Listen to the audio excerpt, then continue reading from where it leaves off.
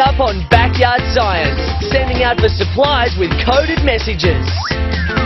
Make a quicksand quagmire and watch things disappear without a trace. And how to make your own salt to sprinkle on your fish and chips. A super frisbee challenge. How to make a frisbee that really goes for a spin. Make your own all-natural fizzy soft drink. And discover the secret to becoming a flying superhero. But first, catch Jason. Oh dear, frisbee throwing's not my forte. Maybe you just need to find out a little more about how frisbees work. I think you're right. Perhaps I could learn a thing or two from what Angelique's about to do.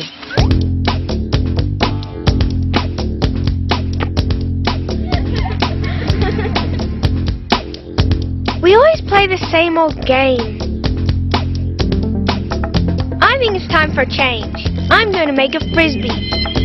The trouble is, I'm not really sure what makes a frisbee work well. So here goes.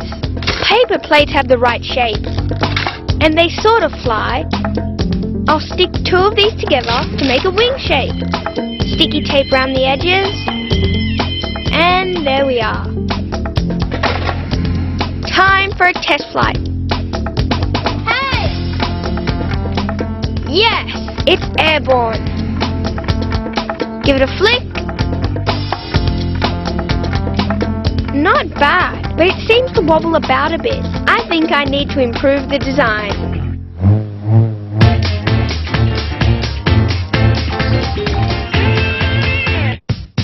James and I have heard that you can stick a skewer through a balloon without it breaking. I don't think so. Nope. Maybe it's got to do with how stretched the balloon is. When it's stretched out, the skin is really thin and the point goes straight through. But where it's not so stretchy, the skewer presses in further. So let's blow up another one, but not too much. Not so stretchy here, so I'll poke the skewer in there. Ah! It's not breaking! So if I push it straight through until it comes out the other end where the balloon isn't so stretched, yes! It went right through! How cool is that? The colour of the balloon is darker where the balloon is least stretched. This happens around the neck of the balloon and the tip. By pushing the skewer through these areas, the balloon is able to stretch around the skewer tightly enough so the air doesn't escape. We have proved that you can put a skewer into a balloon without it bursting. Now James's turn.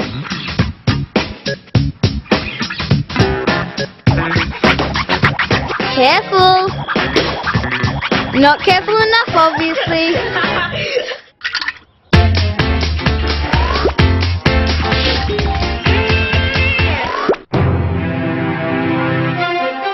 Joseph has always been crazy about superheroes.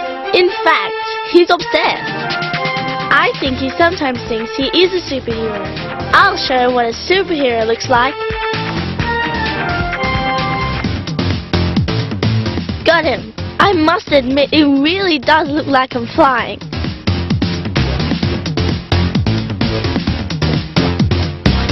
But it's the oldest trick in the book. Just a simple mirror is all it takes. Just stand with one leg either side and slowly lift the foot in front of the mirror. The mirror image of one side of the body looks pretty similar to the other side, so the viewer is tricked into thinking both legs are in the air. I better give Mr. Superhero a turn. Oh no, now Joseph's in superhero heaven. He really thinks he can fly. You know, Jason, I had a suspicion that superhero stuff was all done with smoke and mirrors. Yep. Whizzing through the air at high speed is more difficult than it looks, as Angelique is finding out with her fancy frisbees. My first frisbee was okay, but I think it could do with more lift. I've seen real frisbees with holes in the middle. So if I draw a circle around a bowl, and cut out the middle.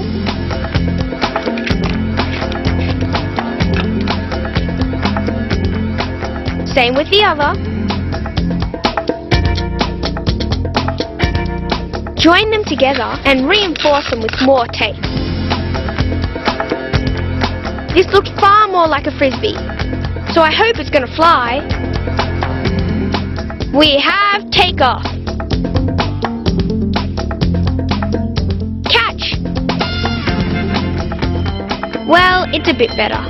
It gets a bit of height, but it doesn't seem to fly very flat and smooth. I'm sure I can make a better one. Don't give up, Angelique. Scientists are still using frisbee shapes to build that ultimate aircraft, the flying saucer. The circular wing shape is supposed to make for super smooth flight. But let's face it, a ride in a flying saucer is not everyone's cup of tea.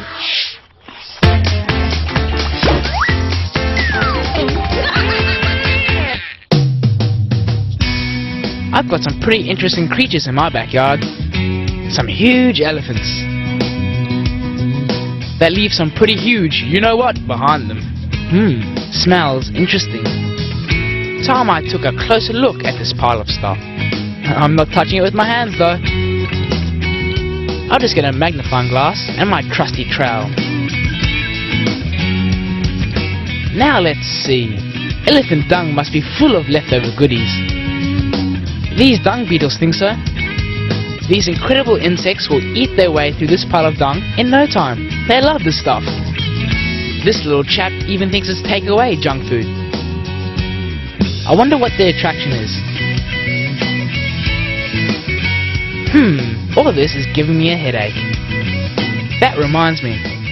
Some African people use smoke from elephant dung as a traditional cure for headache. I just use my magnifying glass to get the dung smoking and inhale the fumes. I'm feeling better already.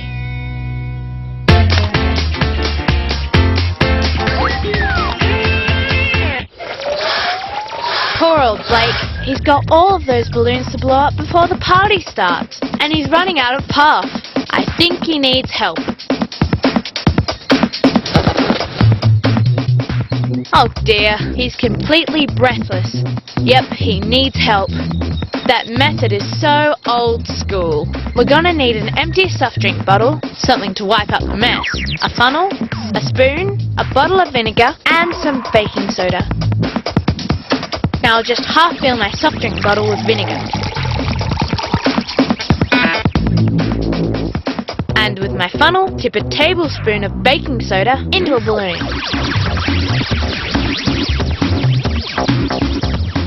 Stretch the balloon over the top of the bottle. The baking soda hits the vinegar and fizz city! The soda and vinegar react to form a gas called carbon dioxide.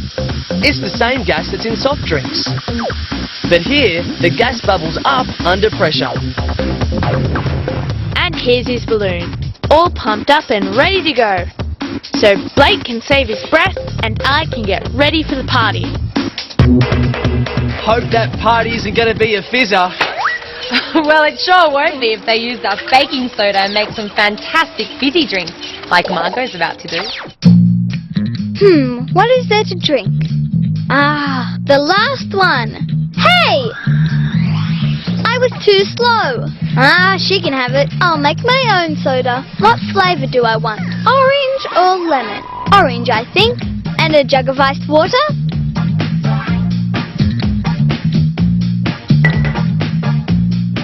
Glass, juicer, baking soda, and sugar. In goes the flavour. All natural, of course. None of the artificial stuff for me. Into the glass. Top it up with water. And now for the fizz. All that bubbling is the result of a chemical reaction between the acidic orange juice and the baking soda, which is a base.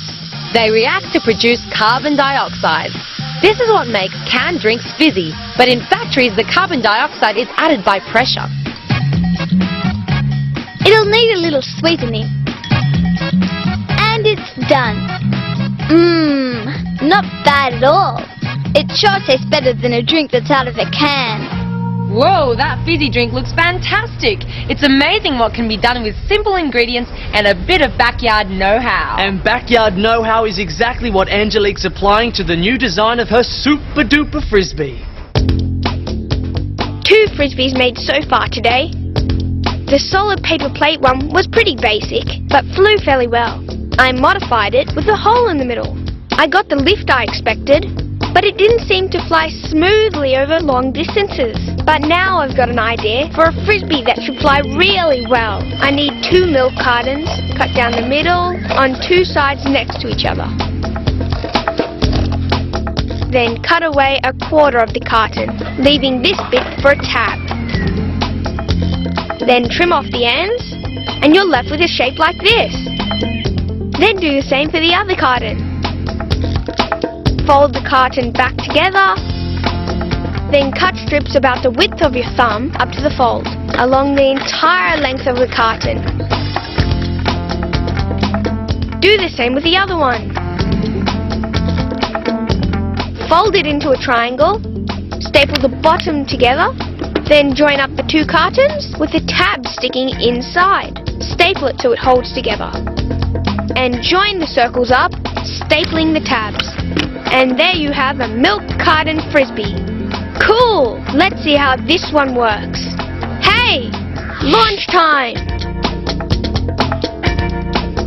Catch it! Give it some spin. Yes! It works brilliantly! It's got the height, distance, and it doesn't wobble. When you throw a frisbee like this one, the shape is like a spinning wing. The spinning gives it stability, stopping the wobbling. And the wing shape gives it lift as it flies through the air.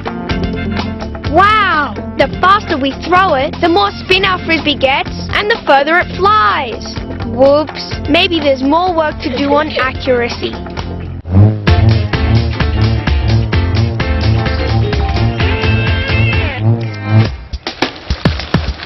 We're camping out tonight, if we ever manage to get this tent pitched.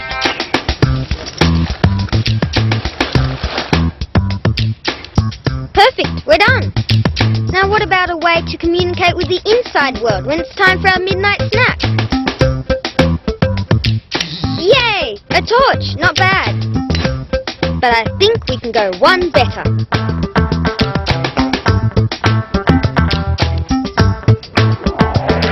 Come on, you two. Every brilliant scientist has loyal assistants. Stand by for room service. We're making the next best thing to a phone.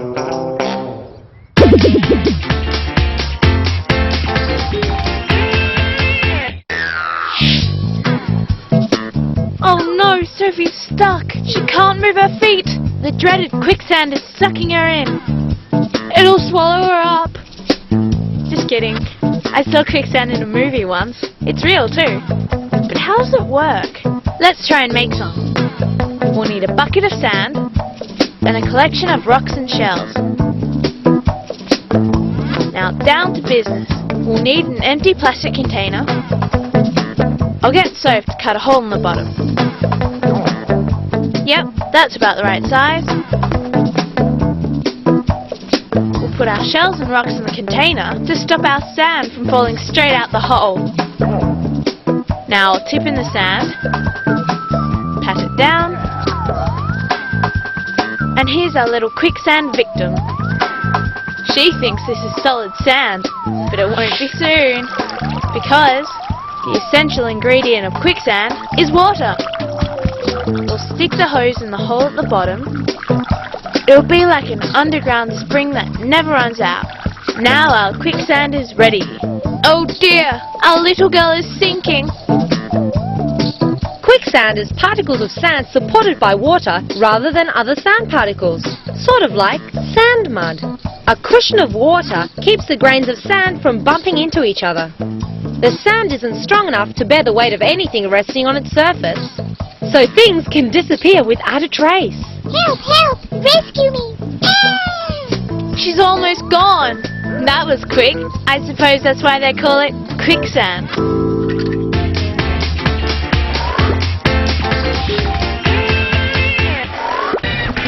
Now where did I put that magazine? Oh, what's this? Slides? I wonder what they look like. I don't think we have a slide projector, but I know another way of finding out. There's a torch in here somewhere. Yep. Magnifying glass, elastic band, tracing paper. Okay, tear off enough to cover the torch. On it goes. Hold it with the elastic band. Now, what's on this slide? Use the magnifying glass to sharpen up the picture. That works. Now I need to find a dark room. This will do. Off with the light. Showtime. Now who is this? Focus it with the magnifying glass. Oh, Dad! Maybe this wasn't such a good idea after all. Oh, I'm with Blake. At least he could turn it off with a flick of a switch. Funny you say that, because the flick of a switch is exactly how John plans on getting room service for his fellow campers. I promised you the next best thing to a telephone, and here it goes. Start by dismantling the torch. We need the bulb and the battery. Attach positive and negative leads to both sections.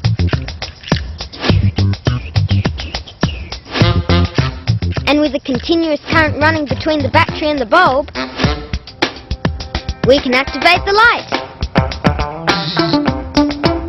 Easy! Now for the tricky part, making a switch. Bend the paperclip into an S shape and fasten the drawing pins. Connect the wires, and there you go. I've made a Morse code switchboard. Pretty high-tech, hey? Not so high-tech, actually. Morse code was developed more than 150 years ago. These funny markings make up the code alphabet, a series of dots and dashes, which are sent in short and long electrical pulses along a wire. Now we're ready to order room service. After it was invented, Morse code became a very important way of getting messages to people a long way away. By tapping on a switch, dots and dashes making up words could be transmitted along wires. How do you tell the difference between a dot and a dash? A dash lasts 3 times longer than a dot. The most used letters of the alphabet have fewer dots and dashes in them, so the message can be sent as quickly as possible.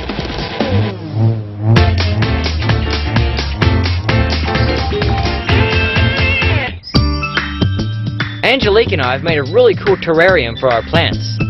But what's the use? It's so foggy inside. We can hardly see our plants. I wonder why. They say leaves give off water, but surely not that much.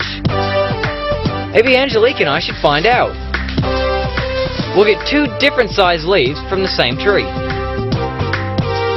So we'll need 2 jars and tip exactly the same amount of water into each jar. Markings on the side of the jar, that'll show us how much the water level changes. Now we put our leaves in, so their stems stick into the water. Now how to get the water to evaporate only from the leaves, not from the water in the jar? I know. Oil floats on water. Pour it on top of the water, that'll trap it in. Any water loss is through the leaves. Now we wait. Oh, look! Just as we thought, the bigger leaf has given off the most water. Plants evaporate water through openings in their leaves. It's called transpiration. Plants transpire about 99% of the water they absorb through their roots. The greater a plant's leaf area, the more water it loses. Now we know what to do with our terrarium. If we don't want it to look all foggy inside, we should only put small leaf plants in it.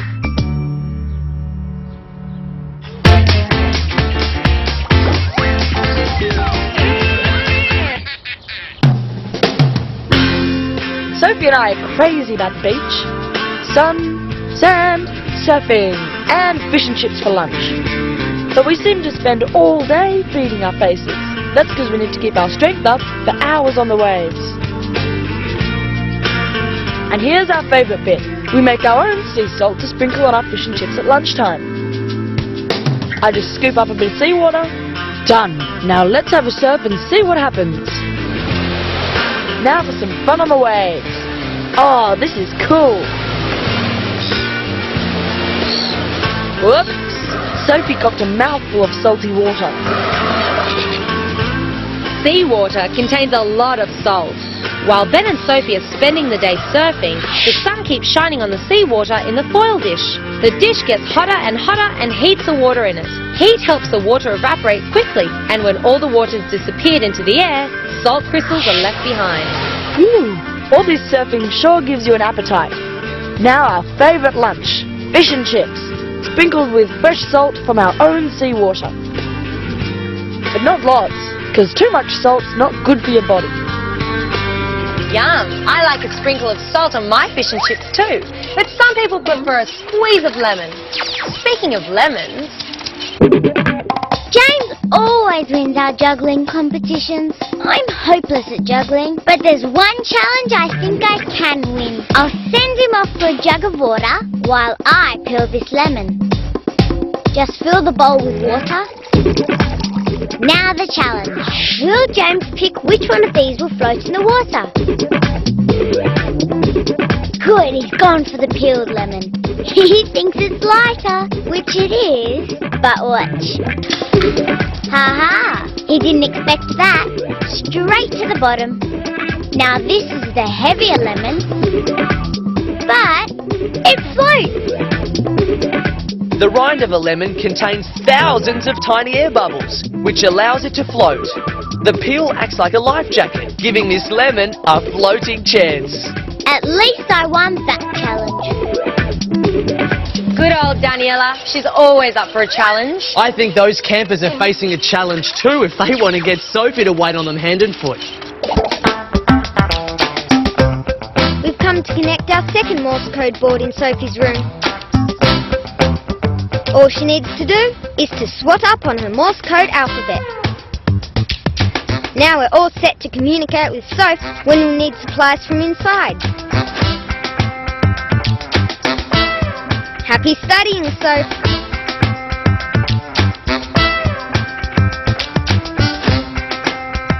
Right, let's see if we have the technology. And bring some chocolate.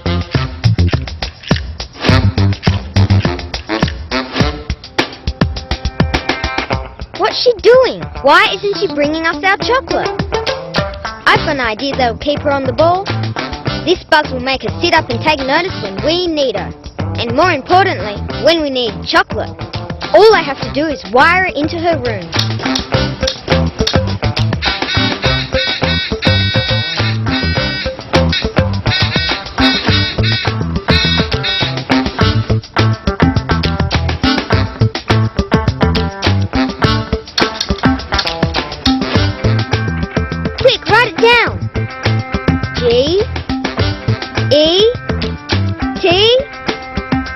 What did she say? Oh, she says get it yourself. I think they got the message. Hey, what do all those dots and dashes mean? We've got to dash. Yep, we've got a dash. Because we've reached the end of another Backyard Science. Bye for now.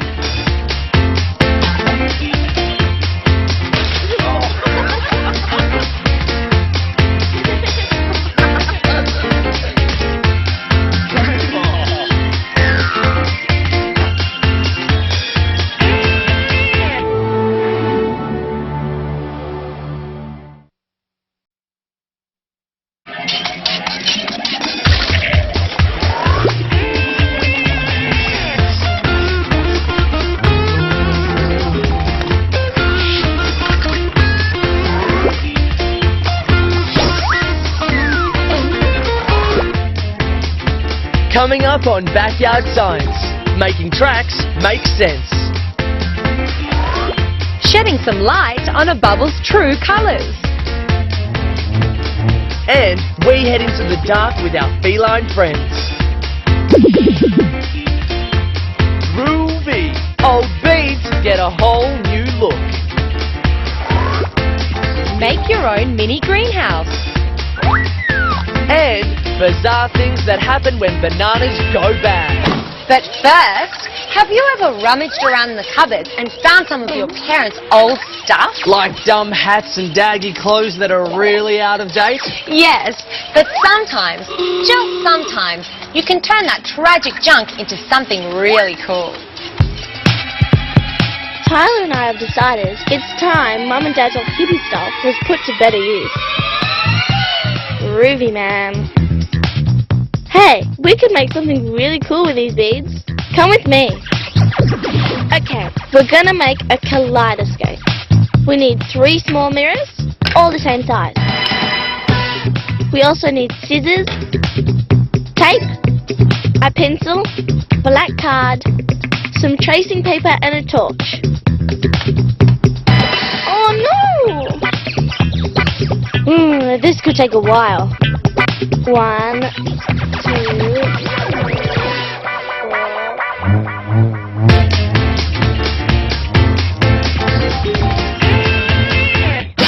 Hey, you've been out here fiddling with that ping pong ball for ages. You need some action. Wait there and I'll show you something that'll liven things up. Watch as I perform my amazing kitchen funnel and ping pong ball levitation act. Okay, it's not so amazing yet. I'm gonna try something else. I'll get this aerial ping pong going with a homemade funnel. All you do is roll a piece of paper into a cone shape and tape down the loose end. Done. Now pop in the ball and watch as I blow. Just a bit more lung power and it'll fly out of the funnel. Maybe you're right. It can't be done. Even though the ping pong ball is very light, it can't be blown out of Blake's funnel because the air flows around the ball instead of forming a stream strong enough to send it up and out. But what it does show is one crucial scientific theory, the importance of disproving in order to prove. 10 out of 10 for trying. Hey, that was not a way to get the ball out of the funnel.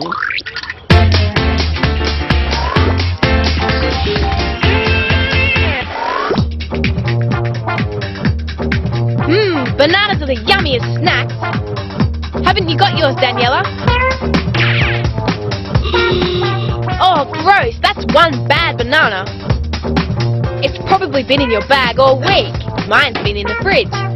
Here, I'll show you why food goes bad when it's not kept in the right way. We need a handful of bananas, some plastic bags, bicarbonate of soda, and some citric acid. Okay, now this is banana number 1. We'll leave it out here at room temperature. Banana number 2 goes back in the fridge. And into a plastic bag goes banana number 3. Seal it and place it next to banana number 1. Now for the tricky part. We need a glass of water, a tablespoon of citric acid, and the same amount of bicarbonate of soda. Wait till it stops bubbling, and then place the glass into the bag with banana number 4. Pop that alongside the others. Okay, we've stored our test bananas long enough. Let's see which ones are still okay to eat. Banana number 1 is looking just a bit too brown for my liking. Banana number 2 looks perfect. It hasn't gone brown at all. Banana number 3 in the bag is looking pretty good. And lastly, our banana number 4, left with a glass of citric acid and bicarb of soda, hasn't ripened very much either. When fruit ripens, a series of chemical reactions occur. Reactions that depend on oxygen. The banana left out ripened the fastest because it had plenty of oxygen in the air surrounding it. The banana in the plain plastic bag didn't ripen much because it ran out of oxygen. The fizzy reaction between the citric acid and bicarb created carbon dioxide. This filled the bag, making the banana ripen very slowly. And a cool environment slows down chemical reactions, so the banana in the fridge ripened least of all. I still reckon it's easy to keep them in the fridge, but it is better than the bottom of your school bag. I wonder if I could ever think of something that smart. I wouldn't count on it, Jason. And speaking of counting, I wonder how our beat counters are going. 357, 358, 359. Okay, that's all of them. Now, watch me. We're ready to make our kaleidoscope. First, we'll tape the 3 mirrors together so they make a triangle shape.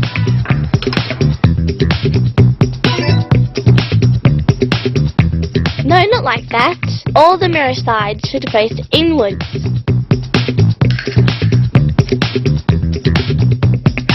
That's looking good. First, we cut the triangle shape out of the tracing paper. This will let the light shine through, but that's for later on. For now, we have to tape it to one end of our 3 mirrors. Next, cut out the black cardboard and tape each side down.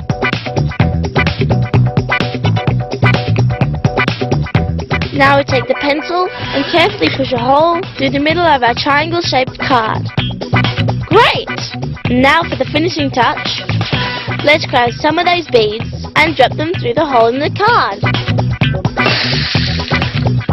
Oh! I'm beginning to think we should have put a lid on that jar.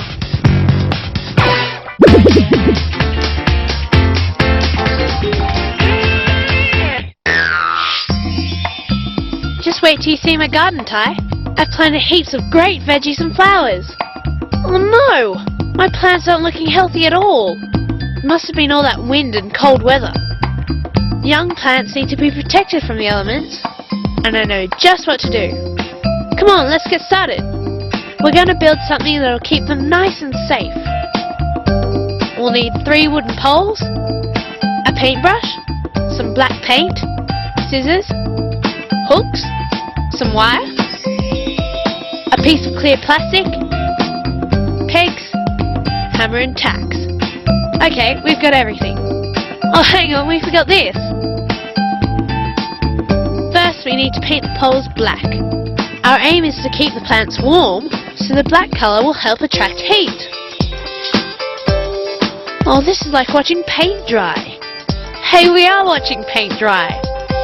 Okay, now it's time to put it together. Start by screwing 1 hook to the top of each of the wooden poles. Thread the wire through the hooks and twist it together. Open the frame up and place it carefully around the plants. Now for the most important part. Fit the plastic over the frame. Take some soil and place it around the base. Now hammer the plastic down with the tacks. There, that's not going anywhere. Hey, it's a plant teepee. And now finally cut one side of the plastic so our teepee has a door. Okay, now for a housewarming gift. Young plants need more than just water to grow. Protection from the elements and warmth are very important. A structure used to keep plants sheltered is called a greenhouse. The plastic walls of the greenhouse trap the sun's heat, creating the perfect cozy weather conditions needed for growing healthy plants. Okay, let's close the door and lock it with pegs. Now grow big and strong, little guys. Now that's what I call a bit of backyard brilliance. Well, let's not hang about, Dana, because there's plenty more brilliant stuff to come. Like this.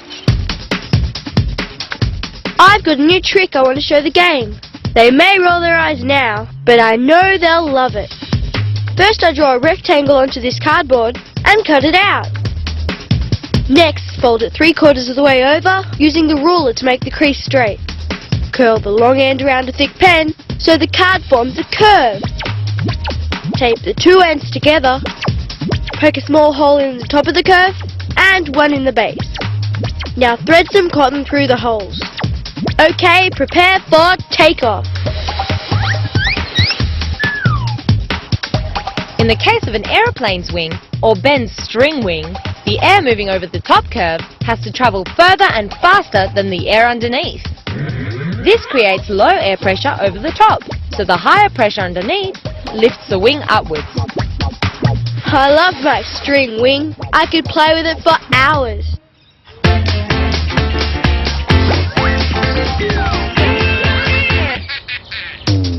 I don't know about you, but I've really worked up a thirst. Mom must have known. Look how much juice she's left out for us. But, how are we meant to pour it? Wait there, I'm gonna get something that'll have us drinking in no time. Okay, here it is, a straw with attitude. First I place one end of the plastic tube into the juice and suck until it just reaches my lips.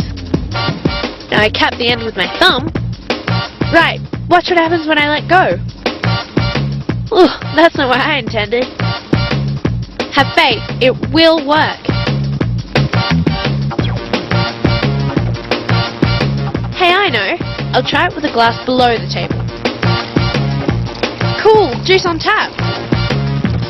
The tap Genevieve has created is called a siphon.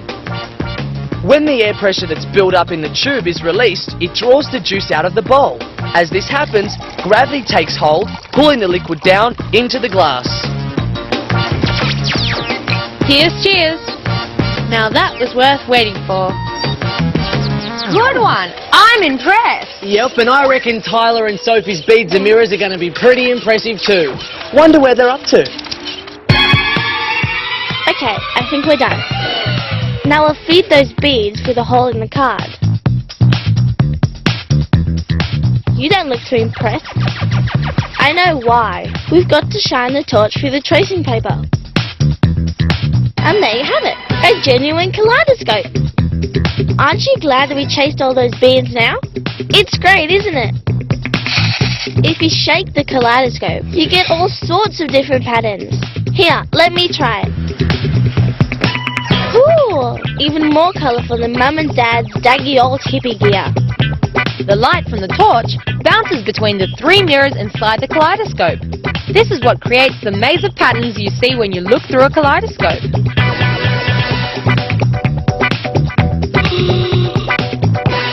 Groovy, man.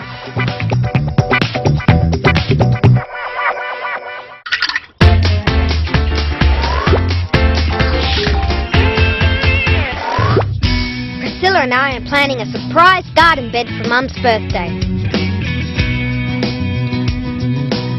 Well done, that's great.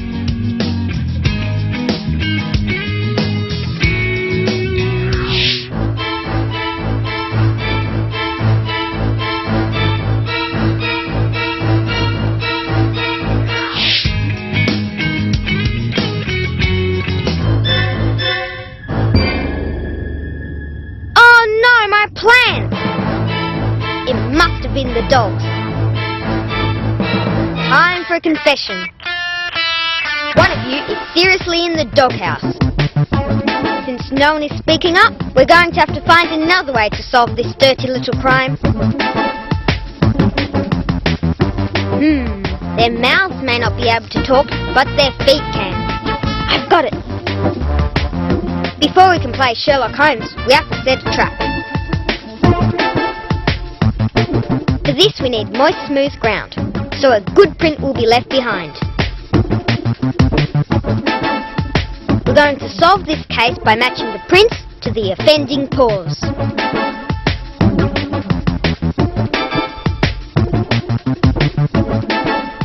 Now time to go indoors and wait for the evidence. For thousands of years, people have been using animal tracks to help them find food. Those skilled in the art of tracking can tell whether an animal is walking or running, and even if it's hurt.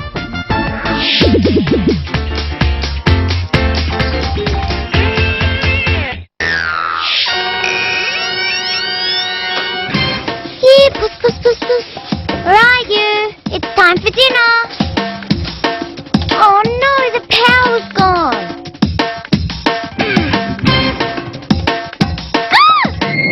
Oh, Puss, you gave me a fright with those eyes.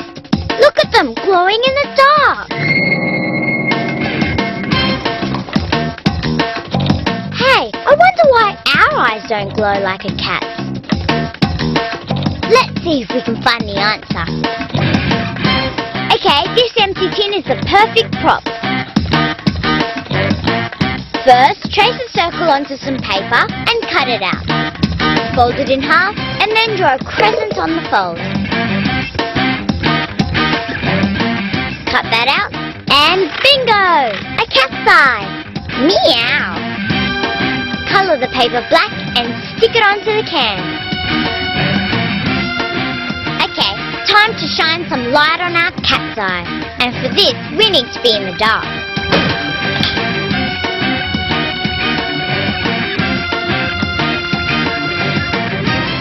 Well done! Our cat's eye is perfect. Cat's eyes may look like they glow in the dark, but they don't really. The glow is caused by the reflection of external light. The back of a cat's eye has mirror-like cells that reflect light, just like the light reflected off the back of the empty can. Looks like the torch is going flat, which means for now, our cat's eye is all out of lives. Hey, that's my kind of pet. You don't have to walk it, feed it, or clean up after it. It's official, Jason. You're the laziest person I know. Now to a Backyard Science favourite, blowing bubbles. But this story has a lot more substance to it than meets the eye. I never get sick of blowing bubbles. Look at all those colours. They're so cool.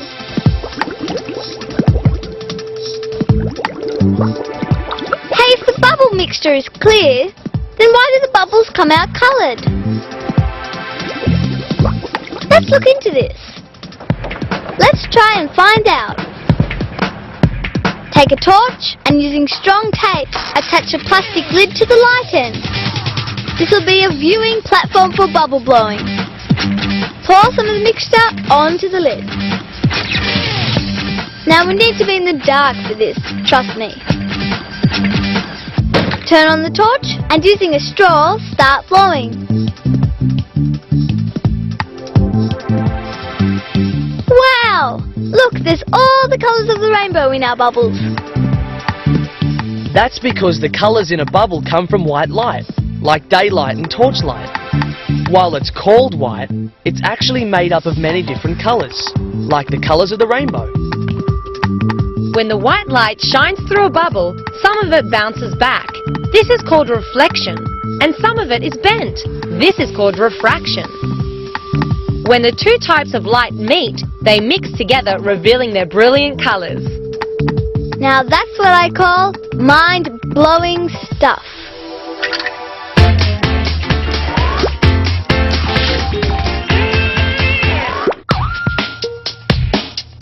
I've heard something really disgusting. To make bread rise, you need to put in tiny little cells of fungus called yeast.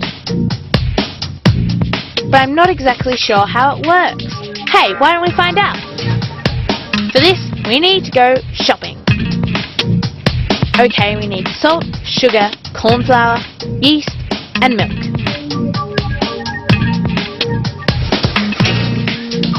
Start by filling a jug with warm water and raid Mum's cupboard for a muffin tray.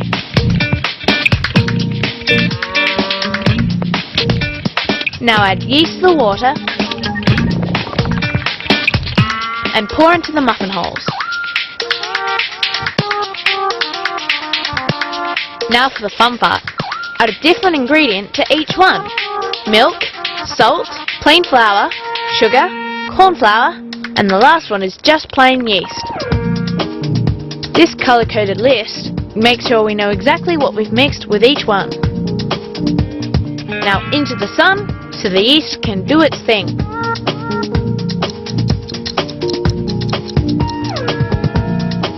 Okay, let's see what we've got. Look at the difference in the bubbles. Some didn't bubble at all, like the milk. Look at the sugar. It's the big winner in the bubble stakes. That's because when yeast reacts with sugar, it forms alcohol and carbon dioxide gas, which gives off all those tiny bubbles. It's these bubbles that push up the dough, and that's what makes bread rise when it's baked. That was fun. Shame we didn't end up with something worth eating. Yep, I think an old sock would be more appetizing. Actually, I wouldn't fancy either. Now it's time to get back to Priscilla and John's doggy dilemma. One of our dogs has been digging up the garden, so we're trying to find out which one has dirt on his paws. Looks like someone has taken the bait. These are going to lead us straight to the canine culprit. But first we need to set our evidence in stone. Well, plaster actually.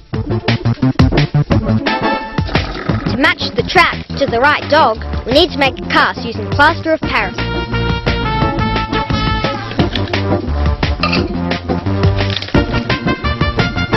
Start by making something to frame the track, like these cardboard strips. Now for the tricky bit, combine 2 parts plaster of Paris with 1 part water. For a good cast, the mixture needs to be like thick cream. Time to pour on the plaster. Careful now, the tracks are delicate. In just 30 minutes, we'll have our hard and fast proof.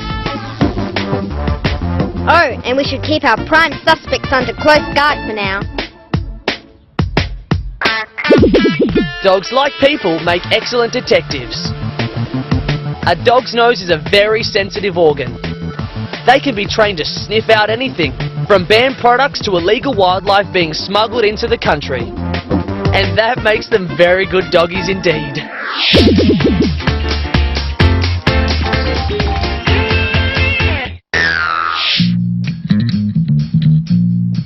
Mum's water fountain is pretty cool, but I reckon I can make one to rival it.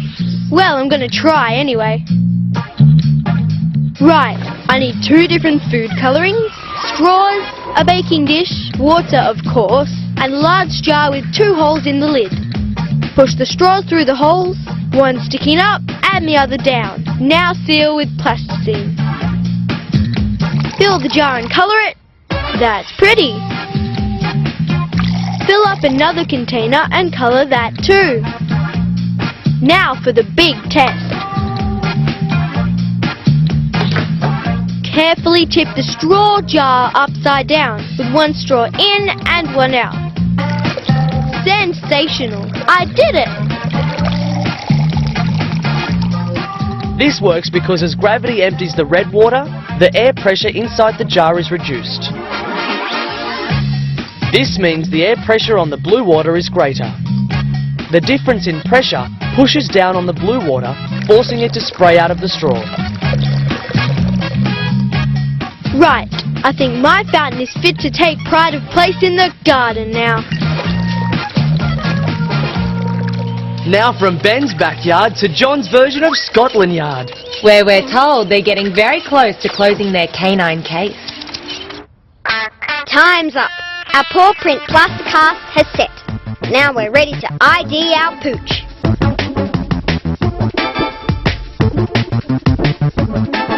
Carefully remove the frame and clean it up with a toothbrush. What we've got is the reverse of the print in the ground. So now we have to make a cast of our cast in order to complete this printout. To do this, we'll seal the surface with petroleum jelly and then pour over some more plaster.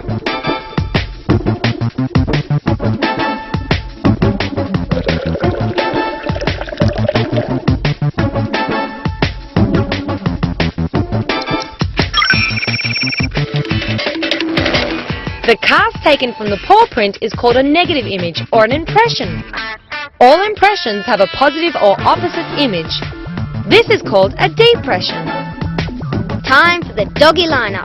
In minutes we'll have our canine culprit. A close match, but this paw is just a fraction too big. Aha! Guilty! Sorry, Butch, you'll be confined to close quarters until we can cordon off the garden.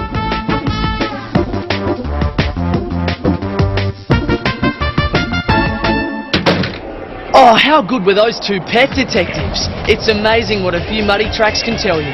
Yeah, it's pretty clever stuff. Now it's time for us to make tracks. See you soon.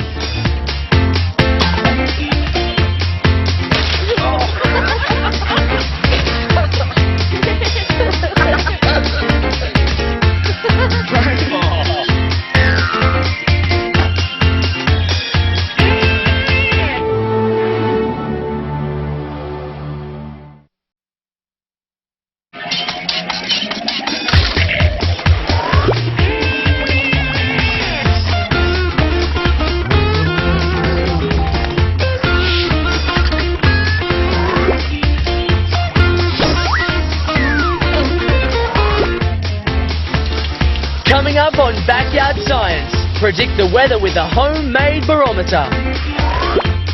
Make a portable bug catcher and stand by for a centipede stampede. The Great Key Catastrophe.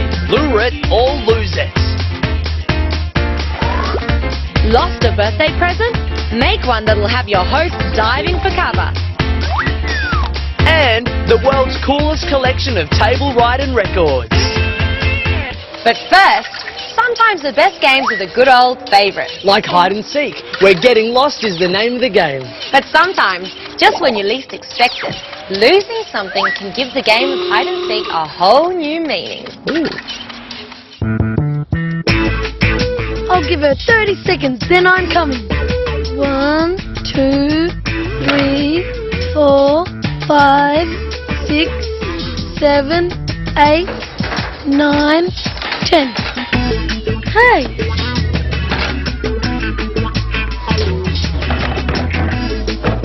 Hey! Open this door! Hey, that's not fair! She didn't count on me having a key, did she? Oh no! How am I going to get Priscilla now? I just can't reach it. Hang on a minute. I think I know how to get myself off the hook.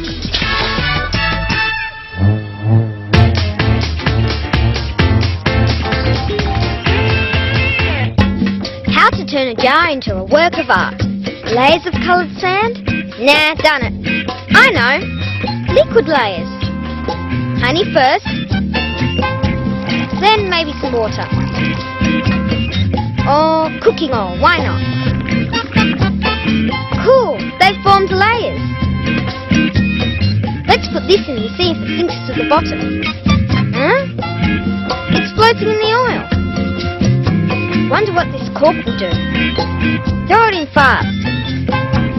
Huh? It's floating even higher. What about a grape? Cool, it's gone right through the oil and water, and it's sitting on the honey. Water, honey and cooking oil each have different densities. The honey stays at the bottom of the jar because it's the densest liquid. The least dense, the cooking oil, stays on top of the jar. The water stays between them. The grape is denser than water and oil, so it sinks below them but floats on the honey. Because the honey is the densest thing in the jar. Oh no! Now someone's creating a whole new layer of grape juice over me.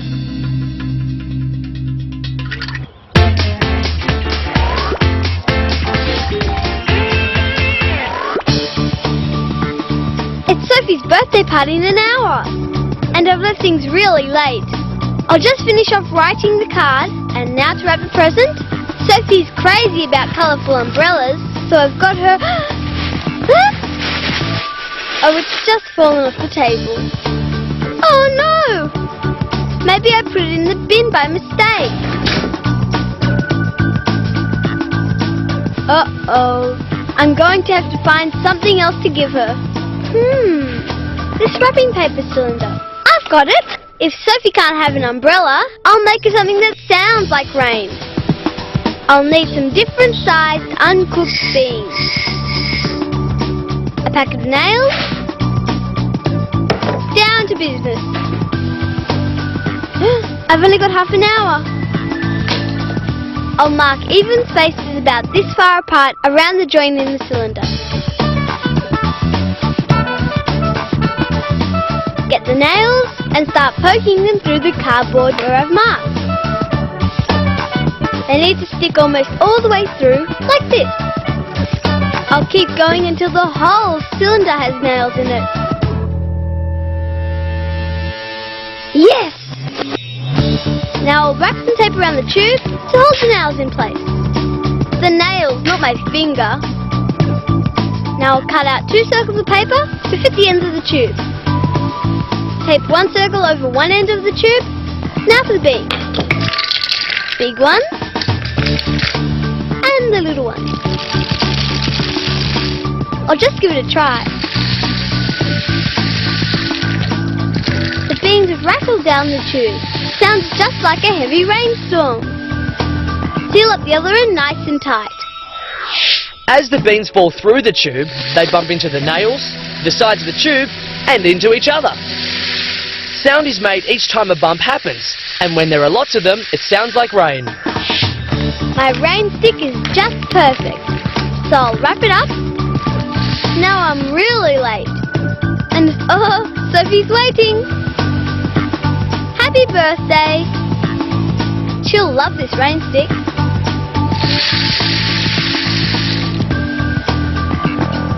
Oh, Sophie. It's not going to rain on your birthday cake. Silly.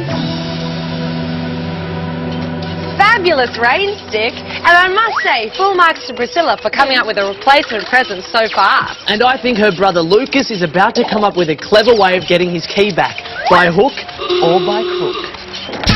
My sister thinks she's so smart by locking me out of the house. But she's underestimated yours truly's brain power. I just need to hook the key.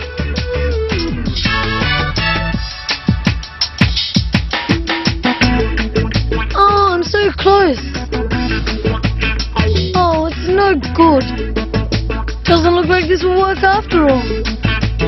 Maybe there's something else in the garage. Right, what do we have here? Wire, scissors, insulation tape, steel bolt, and a torch. I think I may have the materials to make a magnet. An electromagnet. Aha! Consider yourself found, Priscilla.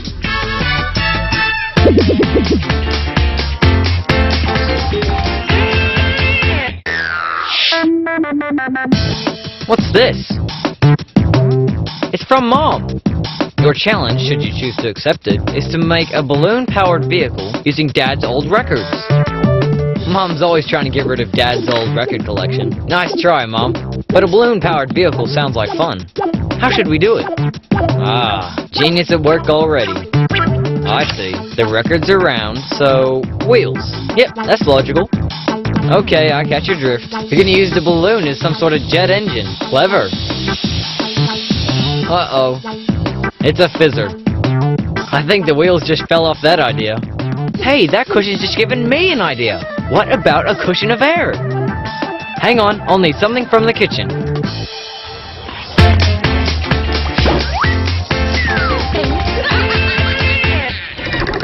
Just a short word with my assistant, and introducing the great Joseph, possessor of incredible mental powers. I have the power of telepathy. Don't believe me, huh? Okay, my skeptical friend. Looks like I'll just have to prove it. Now, while my back is turned, you will tell my assistant here a number between 1 and 10. And I will read her mind and tell you which number you chose. Okay, let's begin. Now let me see. A number is forming. Yes, it's becoming clearer. 4. Not convinced, eh? Well, let's go again. So little faith in one so young.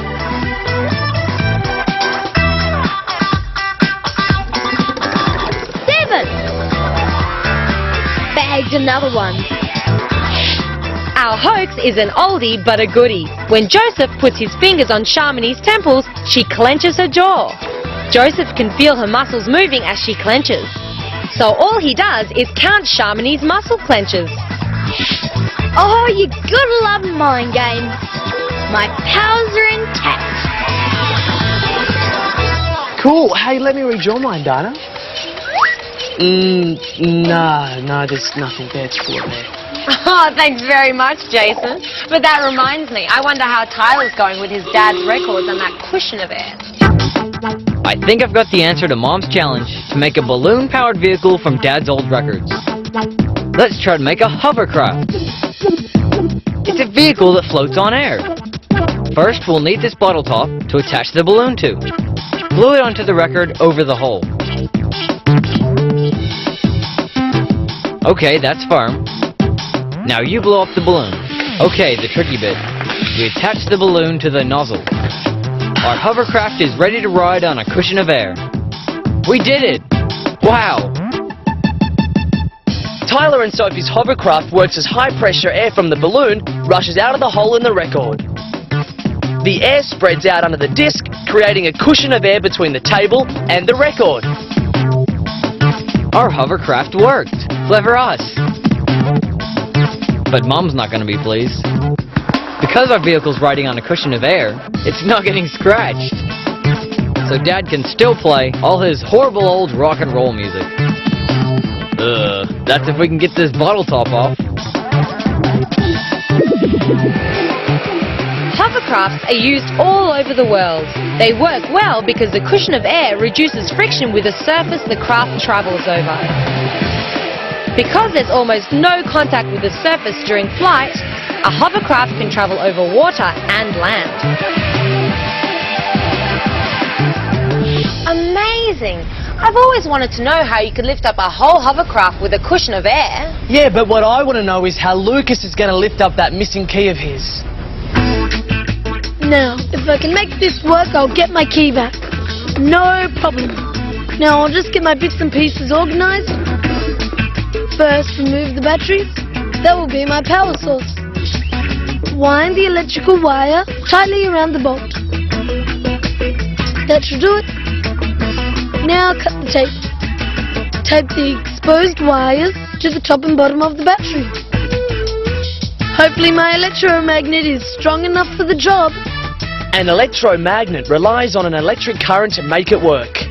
The electricity running from the battery through the wire affects the molecules in the nail, so they create a magnetic field.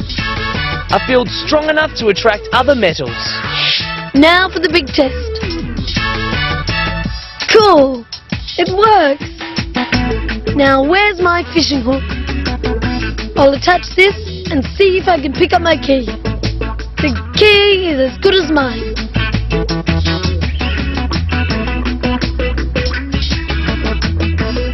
Nearly. Nearly.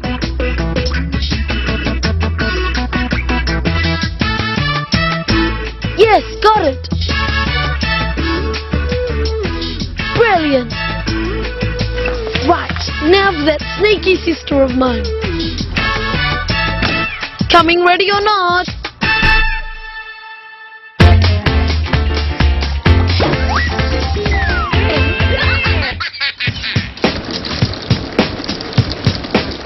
Typical. I invite Liam over to play soccer and it's raining again. That's the third time this week. I wish I could tell what the weather would do. Hey, I remember. Dad's old barometer. Liam, help me find it. Dad used to look at his barometer when he was planning a fishing trip. Now where is it? Oh, it's broken. Rats. Look, it can tell when the weather's going to be fair or stormy. It's just what we needed. How annoying. What can we do about it? Hey, stop bouncing, Liam. I'm thinking. The barometer shows how the air pressure changes from day to day. I wonder if we could make one. Your annoying bouncing has just given me a clue how to make a barometer.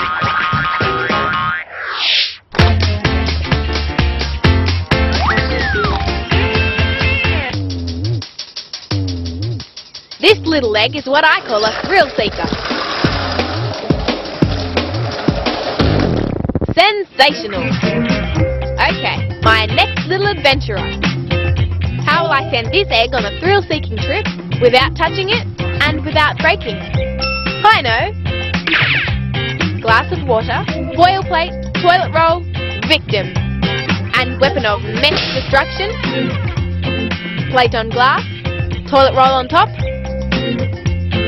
and my brave little egg. There, all balanced. Now for a close encounter of a very different kind. Oh!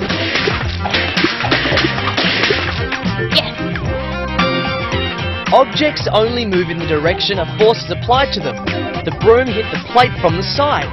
So, when the plate and toilet roll were shoved sideways, the egg was left up in the air, until the downwards force of gravity plopped it straight into the glass of water.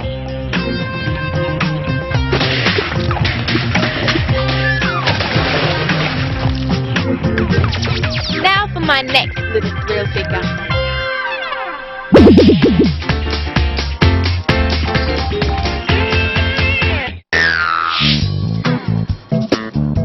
This plant could do with some more sun. They say that north-facing places get the most light. But who knows where that is when you're surrounded by buildings? I'm going to need a compass. I don't have one lying around, so I'll just have to make one. All I need is a magnet, a ruler, some cotton thread, scissors, and something with a bit of weight in it. Tie the magnet to the thread, position everything, and hang the magnet from the ruler. My magnet is swinging around. And that means north is there. Magnets have a north pole and a south pole. The Earth is one big magnet, so any small magnet anywhere on Earth lines up its north pole with the Earth's, so you know where north is. So this is the perfect spot. I'll just leave my plant here and let it soak up those rays. Looks like that plant's all set to take advantage of some glorious sunshine. That's if the rain stays away, Dana. Which reminds me, I wonder if Joseph's going to have any success with his plans for predicting the weather. We're going to see if we can make a barometer. And Liam's annoying bouncing has just given me an idea how to do it. Air pressure is just the weight of the air pressing down on us. Maybe we can get it pushing down to make something go up. Come on! Okay, we're going to need a pile of kitchen stuff. Let's go. First, 3 pencils. Hang on, I forgot. Water. Take the pencils to the bottle so it can stand on its own 3 feet when we turn it upside down. Some extra tape for strength. Drop of food colouring so our water's easier to see. Tip some water into the bottle. Oh, and we'll need to fill up the baking tray. Almost to the top. Now, the tricky bit. Like when you bounce down on the cushion and push me up, I reckon when air presses down more on the water in the tray, it'll be pushed further up the neck of the bottle. The water level up here will rise. When the air pressure goes down, the water level will drop. What's Liam up to?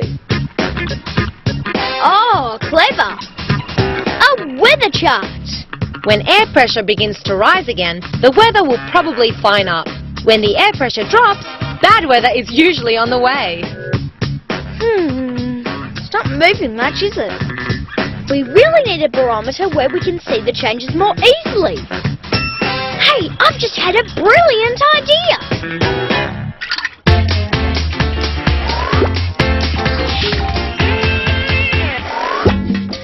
There are 2 ways to hunt bugs. There's the dumb way. You go looking for them. Some of them you'd rather not bump into. You could collect them by hand. Careful not to get bitten. And some, you just have to get up to where they are. Whoops!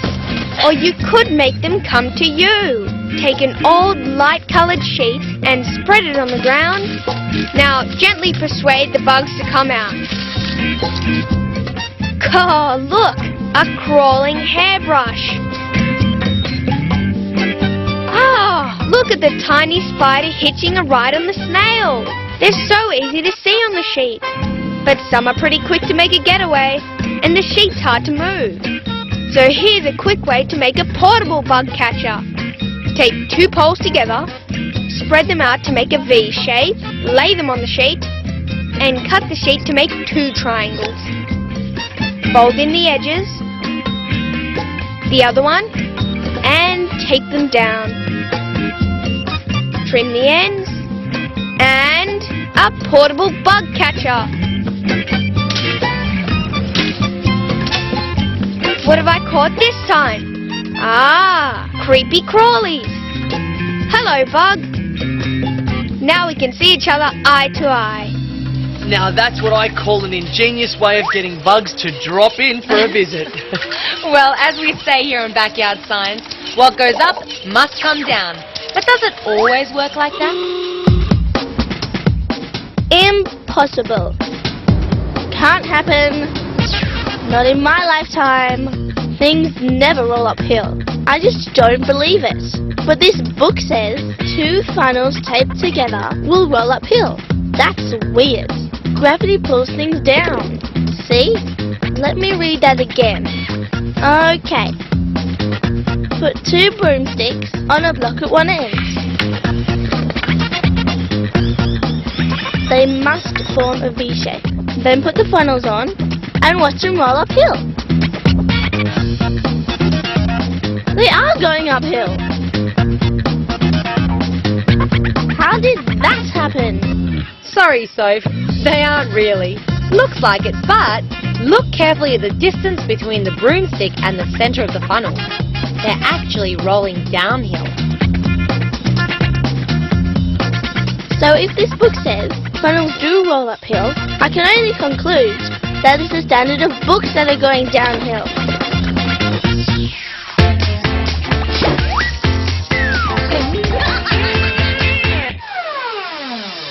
Ty has a secret admirer, and she's trying to keep it a secret.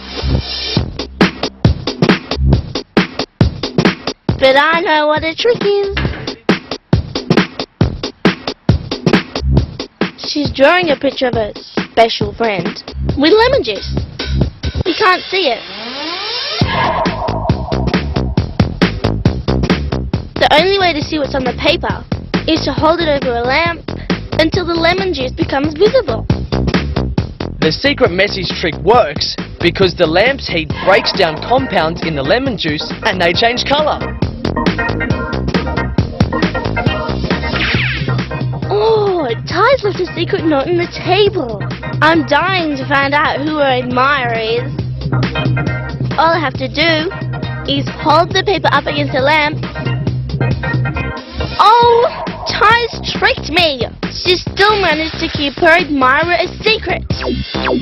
You can never be too careful with secrets, I say. Up there for thinking, Ty. Yep, and Joseph and Liam are also putting a fair bit of brain power into building a better barometer. Too hard to see the air pressure changes on this barometer. We're going to need something a bit smarter. We'll need another bottle and a balloon. Snip the end off and stretch it over the top of the bottle. Elastic band so the air can't get in or out. Now, a straw and a pin. Tape it to the straw. That's going to be our pointer. Then stick the straw to the top of the balloon. My idea is when the air presses down on the balloon, the straw will flip up. When the outside air pressure is lower than it is in the bottle, the pointer will swing the other way. A barometer helps predict the weather because high pressure mostly produces clear skies and fine weather. When air pressure is low, the weather is often cloudy and rainy. Now for the last bit, a stick in a cotton reel.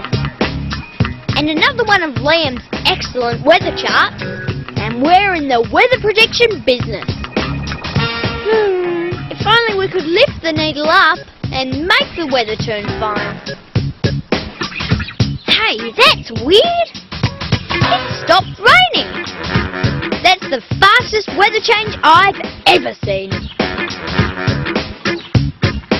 Hey, that was a pretty smart barometer. Like the weather, I'd say it finished up looking just fine. After that dreadful joke, I'd say it's time we finished up this episode of Backyard Science. Bye for now.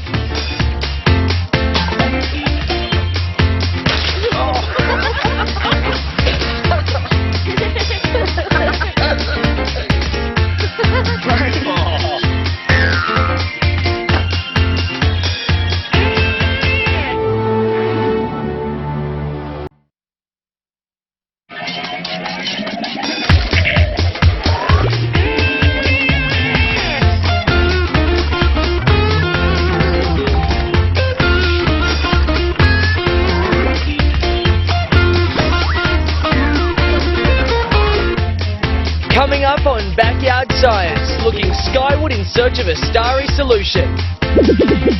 Cleaning up a big mess in a hurry. And a real blowout at the tabletop raceway. All wired up for a handy game that'll really test your skills. Working at a building site set on firm foundations. And the real muscle behind this spinning wheel. But first, careful, Jason. If he wants to win that egg and spoon race, he'll have to keep his hands steadier than that. Oh, you cheated! Maybe just a little. But there's one game where even I don't think I'd be able to cheat. Blake's been trying to get his torch working all afternoon.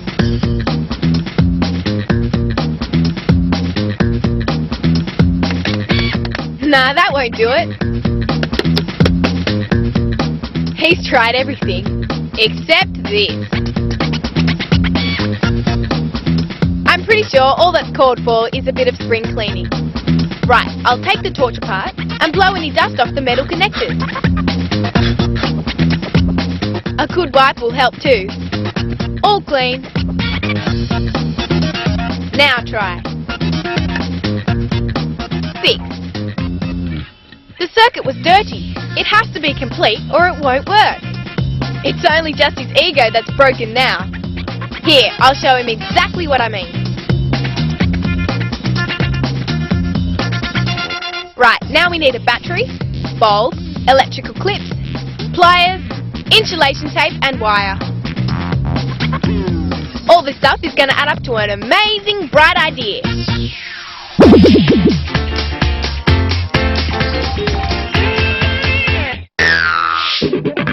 Ben and I are about to become master builders. We're going to do some construction work. We're going to find out what makes buildings stand tall in soft ground. Right, we declare this site open. I'm starting with some clay, big balls of it. These will be our rocks. Okay, our rocky ground is finished. Now, instead of soil, we're going to use this wallpaper paste. Any excuse to mix up loads of disgusting goo. Here goes our slimy soil. Told her it was gross, but don't you love it? And it will do the job. Keep going, the more the better. Okay, now for a building. We're ready to see how it holds up the building materials. Well, water actually.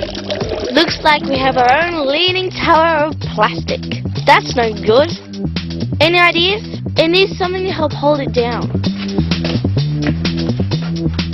I don't know how a bit of board will work, but we'll try it anyway. Let's start the building work again. Yes, I think this is it. Oh no! It's starting to sink! I know, we need something to support the board, to support our building. These wooden sticks might do the job. In they go, through our soil, and deep down into the rocks at the bottom of our building site.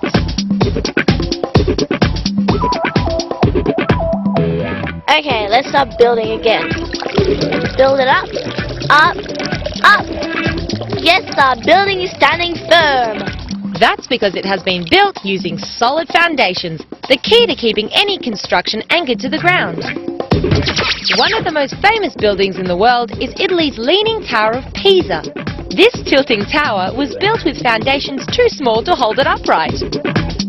But over 800 years and some modern engineering work later, it's still standing. And I think life would be pretty straight without it. Hey, we could build a whole city now. Well, maybe not. It's amazing what ingenious gadgets you can make just by joining up a few bits and pieces in the right way. It is, but I'm wondering if Sophie and Blake's electrical circuit is ever going to join up. I'm about to spring an action charge challenge on Blake. But first I need to build a circuit, an electrical circuit. Now pull until it straightens out. That's it. Now I'll bend the wire into a sort of roller coaster track. The more bends, the better. Now I'm going to cut some more wire and bend it around into a spyglass shape. Now we need to fix the wire to the board. The easiest way is to hammer in a couple of holes and stick the ends of the wire into them. Next I need to put my loop through one end of the wire so I can move it around the roller coaster. Now for that light bulb and battery. Okay, now use a clip to attach the loop to the light bulb. Then the light bulb to the battery, and the battery to one end of our wire roller coaster. Now watch. When the loop hits our roller coaster, the light is turned on, because the circuit is complete. Every single section is joined in a continuous way, giving the electricity from the battery an unbroken path to follow. From the loop to the light, to the battery to the roller coaster, all the way along our bends, and back to the loop again. So when the loop doesn't touch the roller coaster, the circuit is broken and the light goes off. Now that's done, I hope Blake's up for a challenge that calls for a clear head and a steady hand.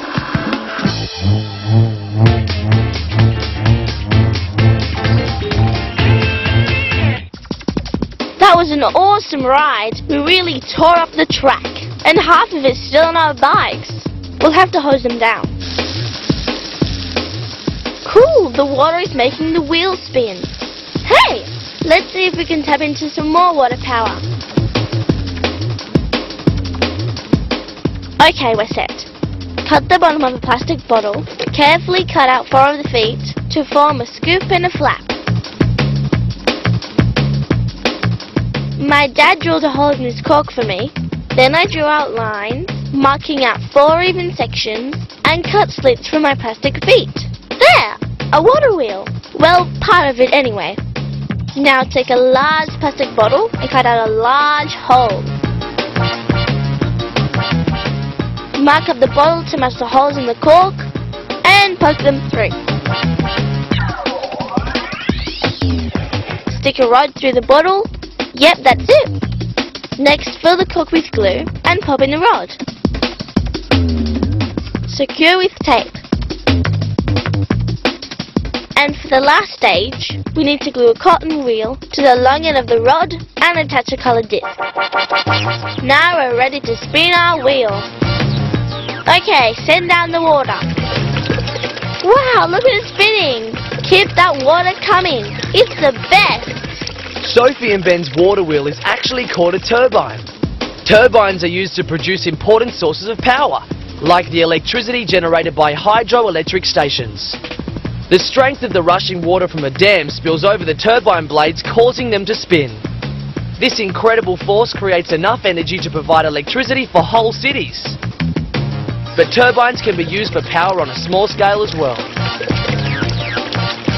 Okay, time for a snack. Thank you, water wheel waiter. Works like a charm, and fun to make too. Well, fun's the name of the game here on Backyard Science, as we're about to find out. Mum's apple pie is legendary. My friends can't get enough of it. Mum says it takes a bit of talent, a lot of love, and keeping the oven at a good, steady temperature. Not exactly sure what she means by that bit, so I've cooked up an idea that might help me work it out.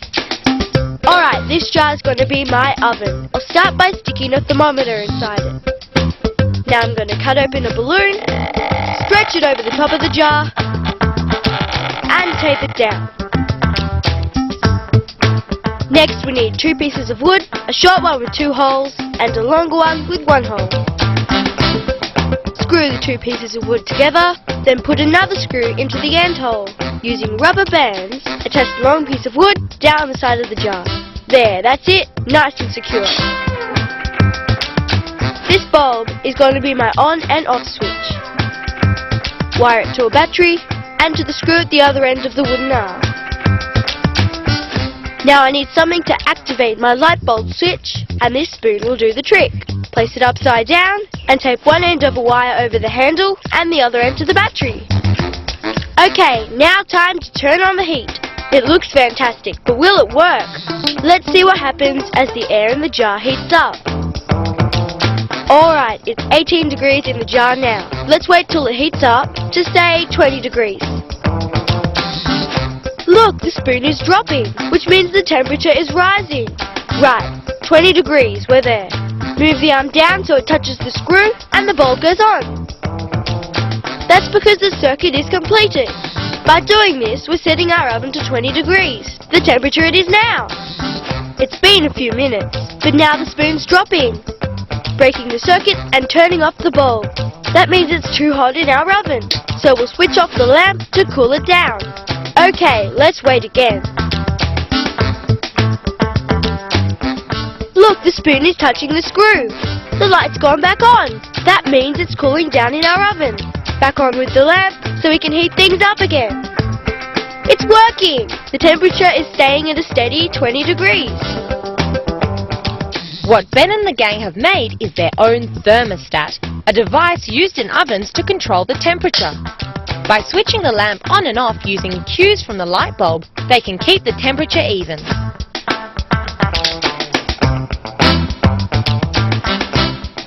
The heat from the lamp makes the air in the jar expand, pushing out the balloon. This causes the teaspoon to drop, which switches off the bulb. Turning off the lamp makes the air in the jar contract, sucking the balloon back into its original position. This makes the teaspoon rise and the light bulb turn on. Now, back to Mum's apple pie. Oh, thanks guys. How cool was that? Backyard Science is just full of surprises. Sure is, because I'll be surprised if Sophie and Blake's weird-looking circuit ever works. But you never know. Okay, I'm giving Blake a crash course on the finer points of electrical circuits. Now for the fun part, my steady hand game. The aim of this game is to move the loop without touching the roller coaster. When it touches, the light goes on.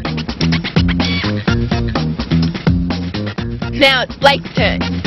Electricity needs a complete path from a source, which is the battery, around the circuit and back again. The circuit is broken when the loop is not touching the wire, so the electric current is stopped.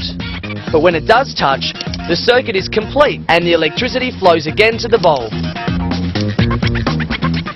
Okay, back to the job at hand. Blake's really got the hang of this now. How good is that? Oh, now that's a real circuit breaker.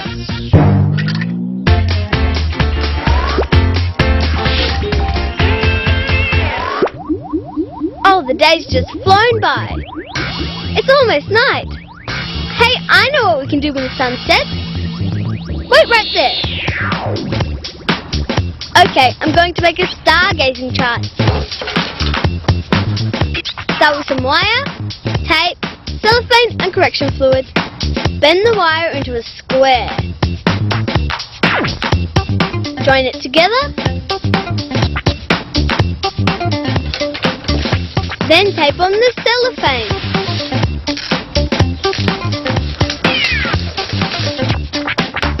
There, our window to the stars.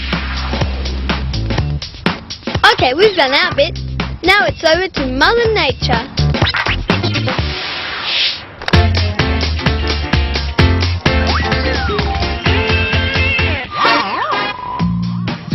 Okay, Ben, we know how to make paper planes, but what about some other tricky paper toys? Let's give it a go.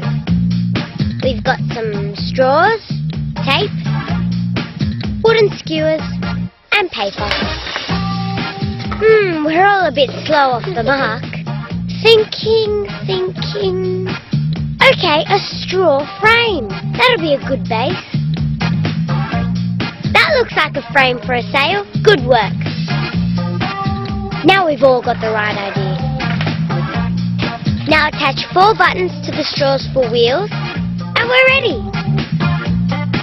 And the best way to launch these guys is with a whole lot of puff. On your marks, get set, blow! Ben's the winner. Priscilla's almost at the finishing line. Oh, I'm way back. Let's have another go. That I'm lucky. 3 in a row. Ben, you're blitzing this Puffmobile race. Right, I think we need a second round. I hope the girls can fight back in round 2. Not a chance, Dana. Ben is the man. We'll just have to see. Now it's back to Margot and Son and Starry, Starry Night. Looks like we've got perfect conditions for our stargazing night. A clear, cloudless sky is just what we need. Marking the ground is a good way to make sure we don't change our position. It gets pretty confusing, so we need to know exactly what part of the sky we've mapped out. Now I'll hold the wireframe at arm's length and stay as still as possible while you play astronomer. Using the correction fluid, make a little mark on the cellophane wherever you see a star.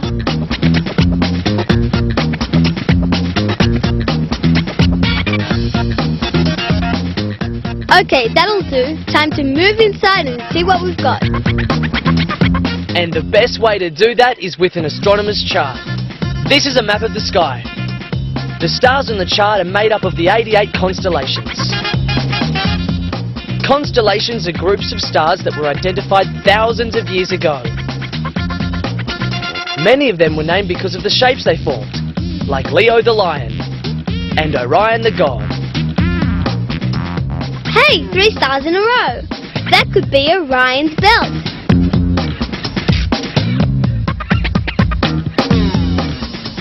Our star chart makes pretty neat artwork. I think it should take pride of place in the lounge room. Here's a thought. I wonder if that picture ever changes. Or do the stars always stay in the same spot? Why don't we do it all over again tomorrow night?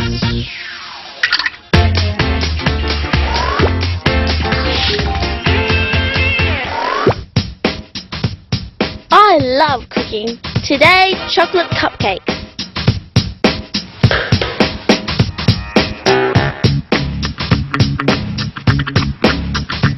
Get out of it, not a chance.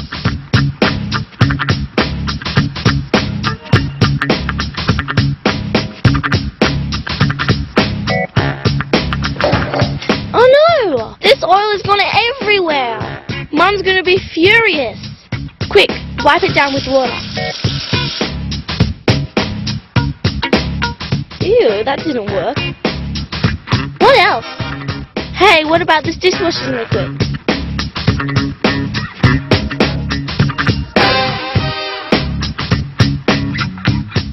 Hey, look, it works! I wonder why that is. I think I'm gonna find out.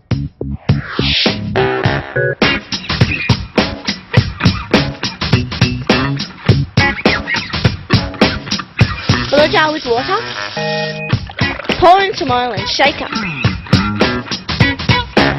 Look, they stay separated. Now what happens if I add dishwashing liquid? Hey, they mix together. We've seen that oil and water don't mix by themselves. That's why just water alone won't clean up the oil. But detergent mixes well with both water and oil. So it acts like a go-between, bringing the oil and the water together.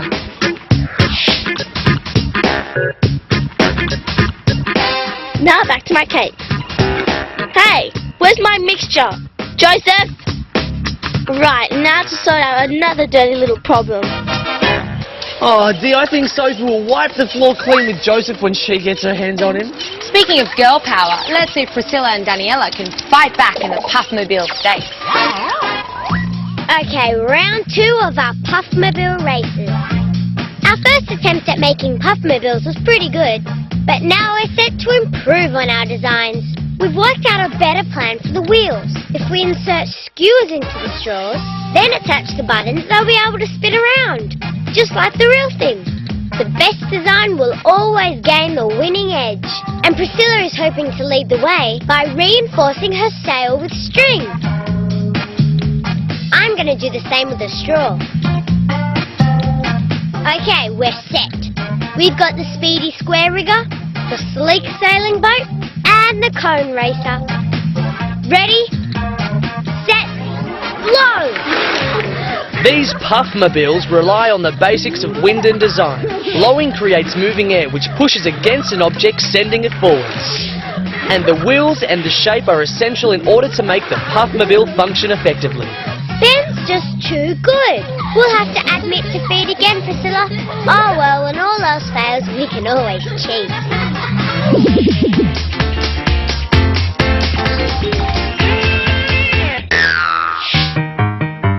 The weather conditions are perfect for my field trip down to the lake. I've got my net and bucket with me, because I'm going to build a tadpole aquarium when I get back home. Whoa, hello, big guy. I'm down here to find out how life started for you. And the amazing thing is, frogs started out looking like these little guys. It's hard to believe. But when I build my tadpole aquarium, I can watch them grow right before my very eyes. I need lots of water from their backyard before I head back to mine. I need a tank big enough so the tadpoles can stretch their legs out when they grow. In goes my pond water and tadpoles. Now I just feed them up on their favourite meal of boiled lettuce and watch them grow. Most tadpoles take between 3 to 4 months to make their impressive transformation into frogs. But before that, they spent their days as nothing more than a head and tail grazing on algae and swimming up to the water's surface. But they soon start to become really interesting as they grow legs. Back legs first, then front. Next, they lose their tails and the transformation is complete. Now that's one incredible leap, frog.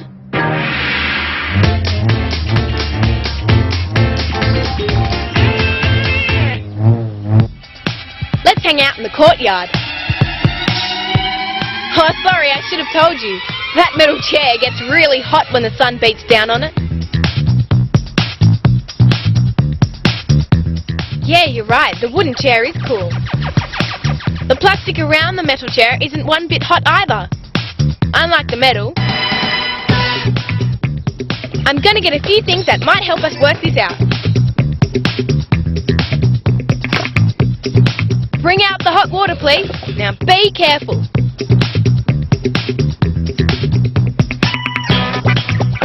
Now take some butter and put one blob on a wooden spoon, a plastic spoon and a metal one.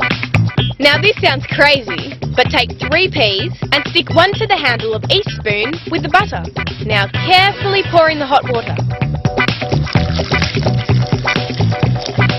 It's a pea and spoon race.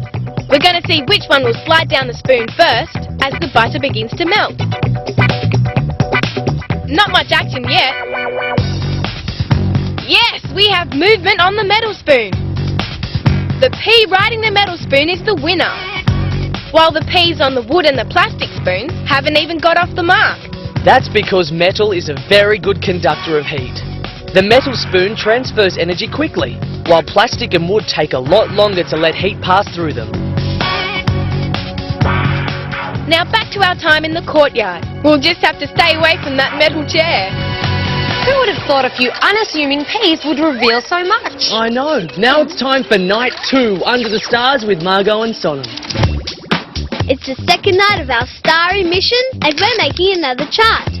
By mapping the exact spot in the sky once again, we can tell if the stars move over time or stay in the same positions. Okay, back on the tape. Good job we put it down, so we know exactly where to stand again tonight.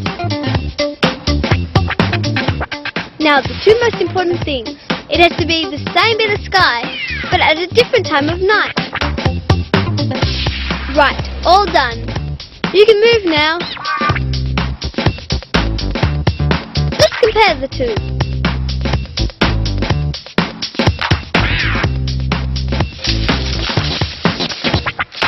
Wow, look at that! They have moved! Well, it really only looks that way. The movement of the stars we see has been caused because something else is moving. Any guesses what? Yep, it's the Earth, as it spins around once every 24 hours. So it's an optical illusion played out every night on an enormous stage. I guess our nights are going to be pretty dull now after all this star-studded action. Aha! Now that really is one ginormous optical illusion. It is, Jason, but sadly this isn't, because it's time for us to really disappear. See you next time.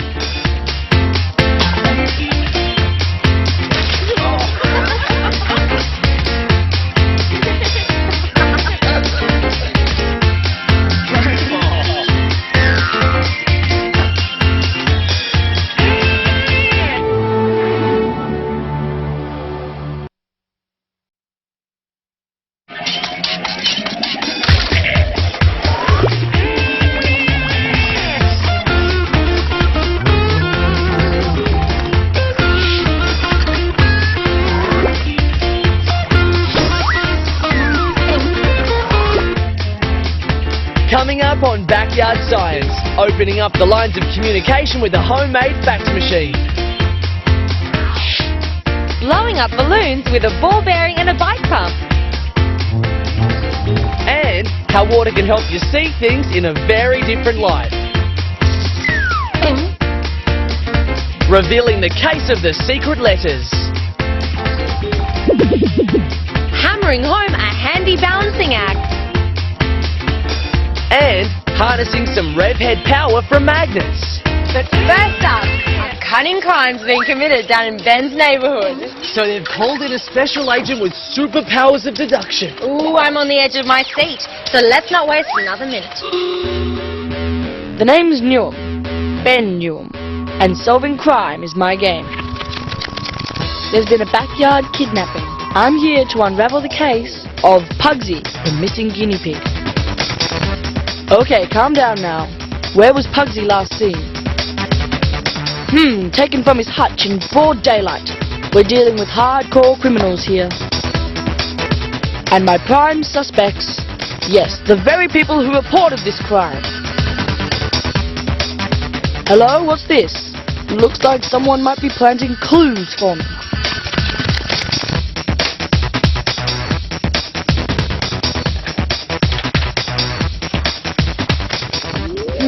Feels a bit waxy.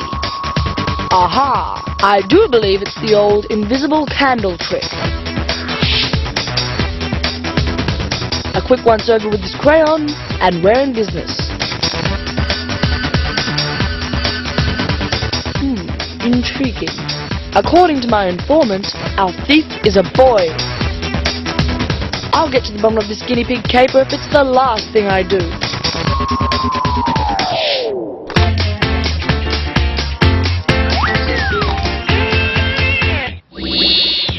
Ty can't get enough of blowing bubbles, but she's run out of bubble mixture. I'd better go to the rescue. Hey Ty, you're missing something. You need more than just water. Here, this detergent will do the trick. There, now blow away. You can't make bubbles with just water because water molecules like to stick together, so it won't make a film over the frame. Detergent, on the other hand, is stretchy enough to create the film needed for bubble blowing. There, bubbles, no troubles. But I know how to really blow up this scene. Want to see how? Right, monster bubbles, here we come. Pour some glycerine into the detergent. This will help strengthen the bubbles. Now take a tire that's been cut through the middle. This will be our big bubble dish. Pour in the bubble mixture. Take a hula hoop and place it in the detergent. Now this could quite possibly be the biggest bubble wand in the world. Wow, shame it has to burst. A bubble is made up of a thin layer of water sandwiched between two layers of detergent. It can't last forever because the water eventually evaporates, causing the bubble to burst. Your turn. I bet you're busting to have a go, Ty.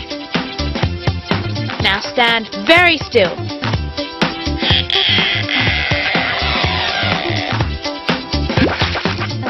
Bravo for Ty, the human bubble girl.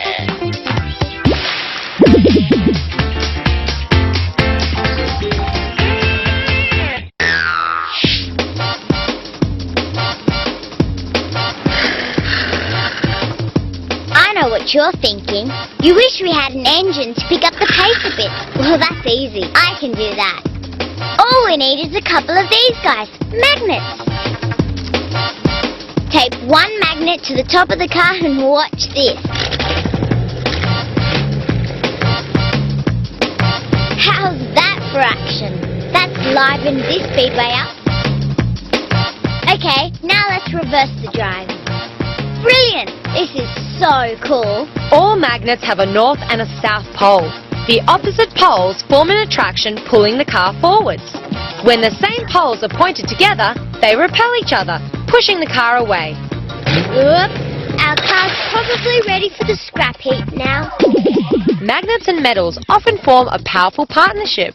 Giant magnets are used to pick up and move cars that have been squashed into mountains of scrap metal.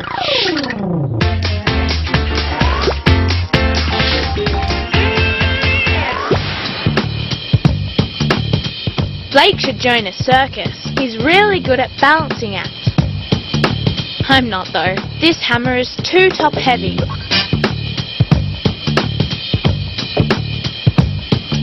Here, if you're so good, then see if you can balance this on the end of a ruler. No way. I know how to make the ruler support the hammer.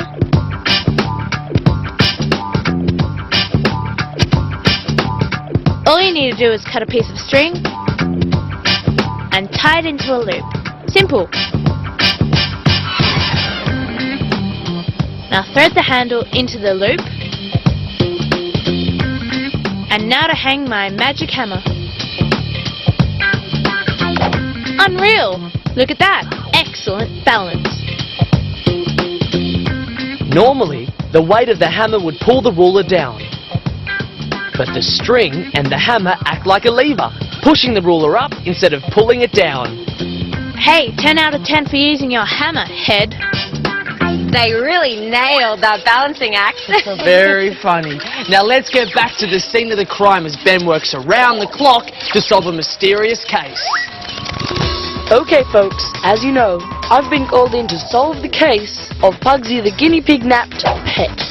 I must tell you that you are all prime suspects. Now there's been a development in the case. There's an informant amongst you. I thank whoever that is, and I ask him or her to come forward with any more information. Now I must get back to work. Aha, another clue.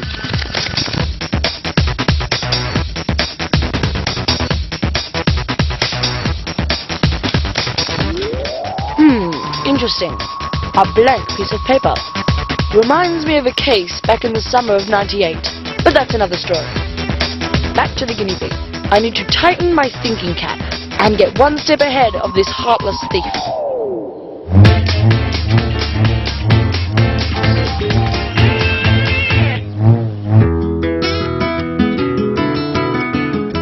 Hey Genevieve, watch this. I'm prepared to be amazed with my magic and mastery. Watch me pull a rabbit out of this hat.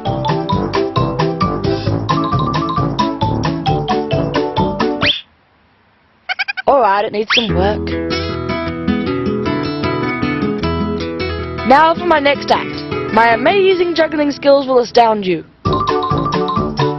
Genevieve's a tough audience.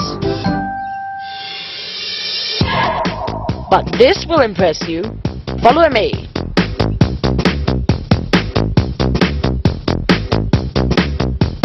What if I said I could turn this one apple into 6 apples? I need 2 mirrors. Stand the mirrors opposite each other, put the apple between them, and prepare for the showstopper.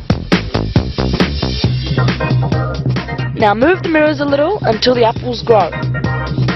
Yes, a showman always saves the best for last. Enough for an apple pie. When 2 mirrors are faced opposite each other, light is trapped between them. This light bounces in the middle of the mirrors, causing the original reflection of the apple to multiply. Sorry I can't share, those other apples weren't real. I tell you, my juggling skills don't reflect well on me. Bad jokes, and you're a hard act to watch, Jason. Please don't give up your day job. Now time for a tale of power, magnetism, and deep attraction. Magnet walls are the coolest. You can have all sorts of fun with magnets. Here, I'll show you something else. We need to make lots of tiny bits of metal. This extra fine steel wool should do the trick. You pour some oil into a jar of water. This will help the metal float.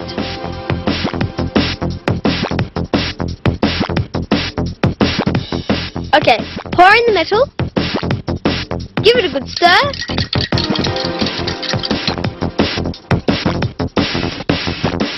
Unreal! The magnet is pulling the metal into one big bunch. And now we can move it all around. Some metals like to stick to magnets, but magnetic attraction doesn't always work in one direction. It forms a pattern around the magnet. We call this the magnetic field. I could play with these things all day.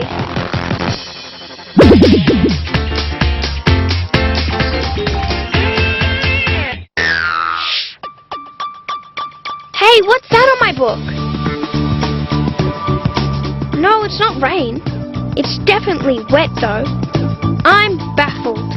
Well, if it's not rain, it must have come from my mouth. It must have something to do with sucking on a lollipop. It did! I did do it!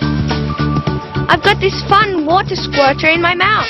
But how does it work? The squirting of saliva from our mouth is called gleeking. Two things need to occur for this to happen. Firstly, you need to stimulate the saliva glands by sucking something, and secondly, you need to curl your tongue and press down on it.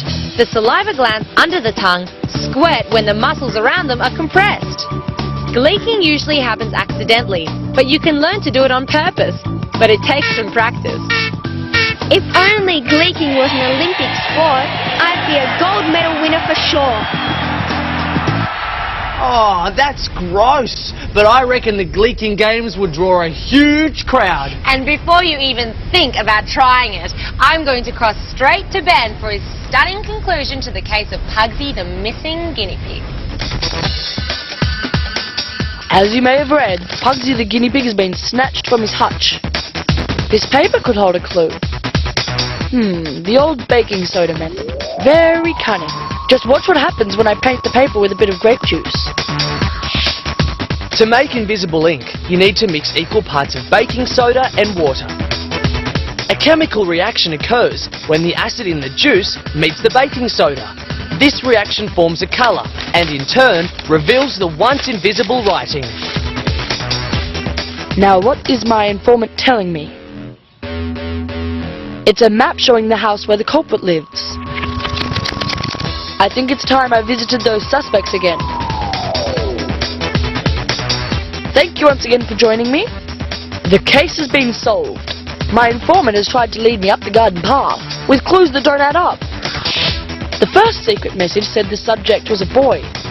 The second secret message showed where he lived, but a girl lives in that house. What's more, after closer investigation, that's just an old shed, not a guinea pig hutch at all. Looks like I've been had big time. Pugsy never existed.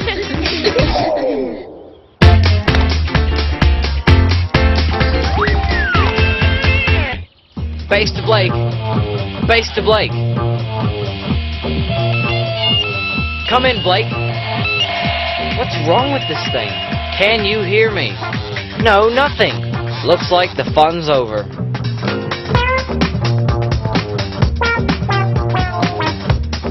We need to work out another way to send messages to each other. Wait there, I'm going back to HQ, where I think I can hatch a clever plan. I'm gonna need help for this. Right, we're going to make our own high-tech means of communication. We've got everything here from a bulb to a buzzer. Scissors to screwdriver. Okay, time to get our facts straight. Get it? We're making a fax machine.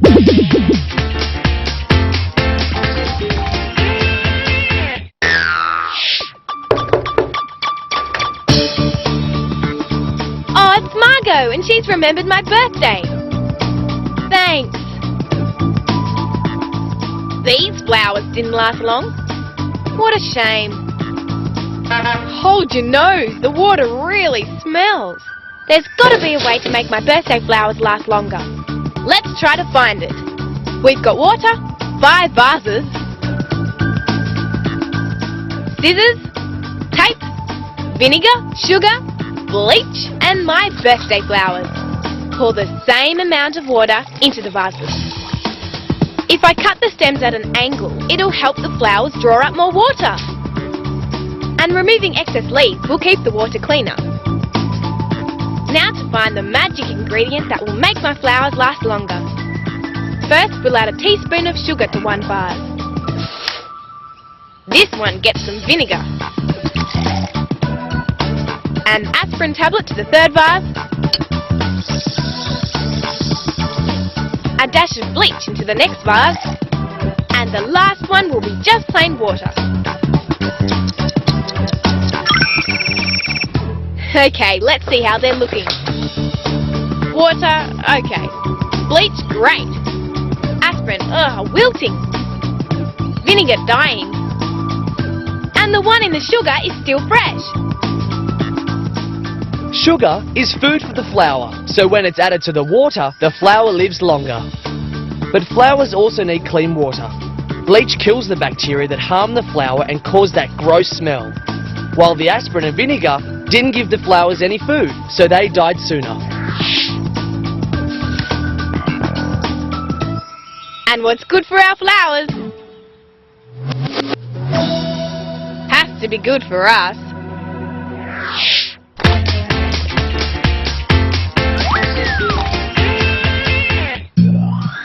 I've got something small that I need to have a better look at. And Tyler reckons he's got just the thing to help out.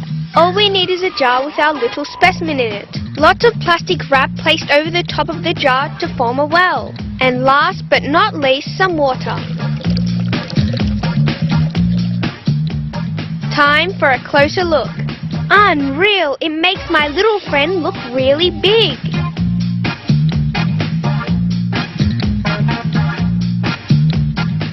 Water works like a natural magnifying glass. It magnifies because water bends the light shining through it, making the object underneath look bigger. Cool. Now all we need is a real frog to pop under our magnifying glass. Sometimes the simplest things are the most fun. True, but now it's time for a change of pace, as we sit back and receive some high-tech wizardry. Blake and I are working overtime on our fax machine.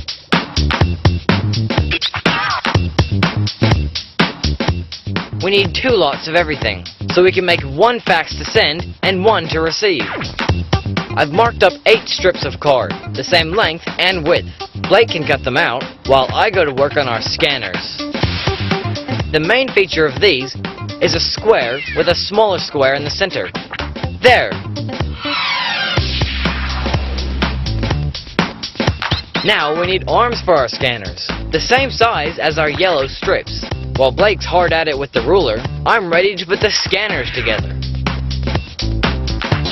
Glue the 4 arms so they match up perfectly with the small square in the middle. Alright, Blake's almost finished numbering the boxes on the strips. So now we're ready to put it all together. Okay, now pin down 4 numbered strips onto a board. This is our fax to send. And we'll do the same again to make our fax to receive. Our scanners are going to move across the paper like this. But before that, we need to power up these babies. To do that, we need a battery connected to a buzzer and a bulb. Fix them to a board. This will be the control panel at the receiving end of our fax machine. At the transmitting or sending end, we need 2 switches. 1 wired back to the buzzer, and 1 wired back to the bulb. These will also be powered by the same battery. Right, we're all connected. Now for a quick switch test. Yep, the bulb's working. And so is the buzzer. Awesome, we have the technology.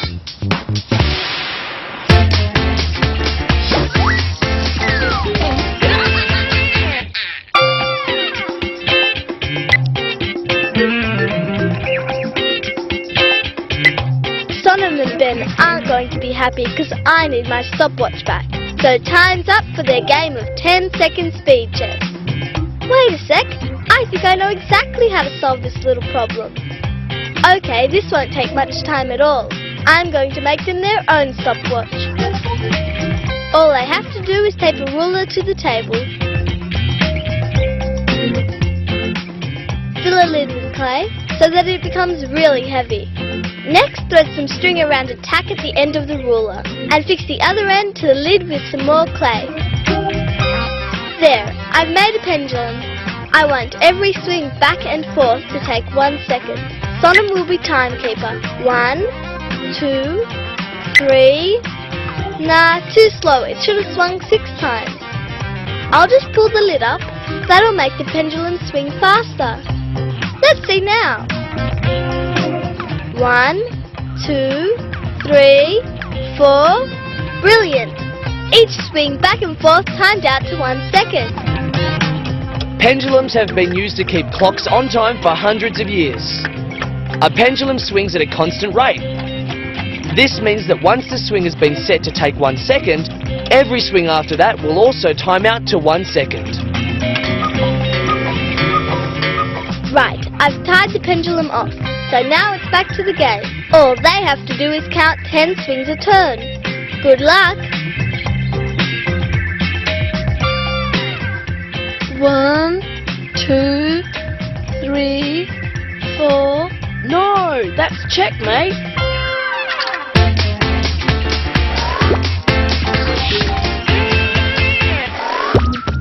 It's Ben's party and we have to blow up all these balloons. We'll never finish in time. There's got to be another way. This can blow up bike tires, maybe. It's no good. The air's just rushing out as fast as it goes in. What we need is something to stop the air from escaping. Take 2 pieces of plastic tube, one thick and one thin. Smear the end of a thin piece with some gel and fit it snugly into a thicker tube. Tape up the join. Now drop in a ball bearing. Then take another thin piece with a diagonal cut at one end. Push that end into the thick tube and tape it up. There you go, I've made my valve. Now tape a balloon to the end with the diagonal cut, and the bike pump to the other end. Now let's start pumping. Yes! The ball bearing stops the air from escaping. That's because the valve controls the flow of air. When air is pumped into the valve, the ball bearing is pushed up against the diagonal cut. But it only sits at the bottom of the cut, allowing air to flow over the top and into the balloon. When air from the balloon tries to escape, it pushes the ball bearing down onto the square cut, closing the valve completely. This traps the air and stops the balloon from deflating. Okay, now we can relax.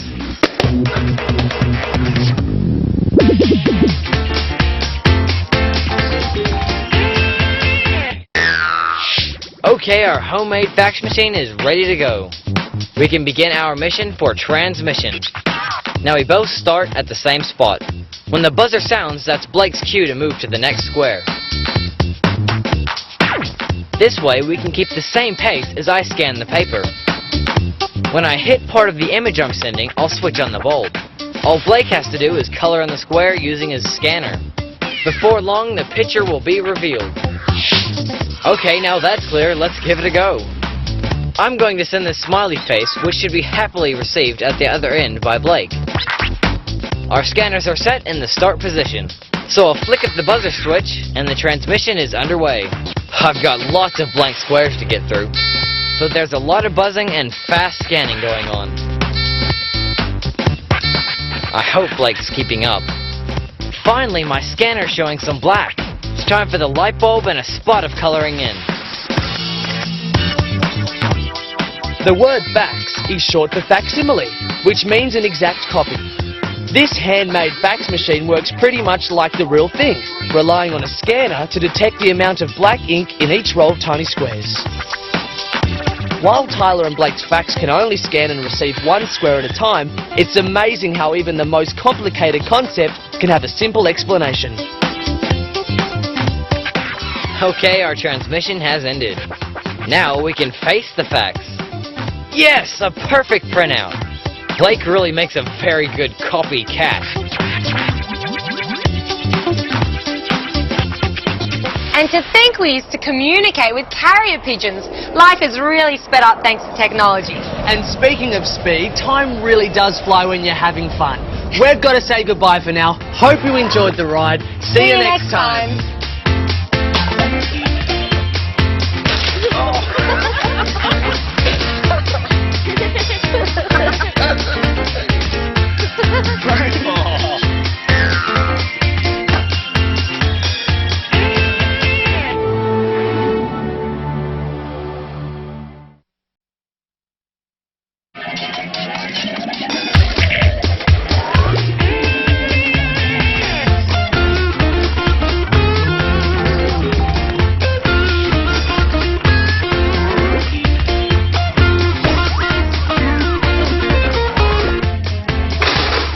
up on Backyard Science, finding out which side your toast is buttered on. Up, up and away with some paper planes that really take off. And why getting in too deep can be a good thing. How to build a leaning tower of pasta. How to fool your friends with a drinking straw that doesn't suck. And race time. Find out how gears can give your bicycle the winning edge. But first, we're going to do a little backyard science bird watching. All you need is some binoculars, a little bit of patience, and some birds. Yep, but if those birds don't show up, you just might need to get a bit creative.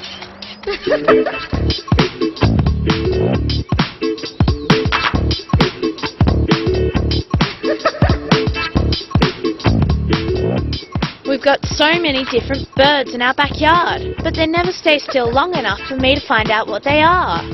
So I'm going to make a seed table to attract lots of feathered friends. I'm going to build a little tower to rest my seed dish on, so they don't get scared away. I know it sounds crazy, but my idea is to use spaghetti for the structure and marshmallows to stick it all together. Perfect timing! I'm going to get Ben in on this little project. He can help me work out the best design for my spaghetti tower. Most tall buildings look like they're sort of square, but some are made from triangles. Okay, let's go. And hey, they're for building, not eating. I'm going to try for a triangular tower, and Ben is going to try a square.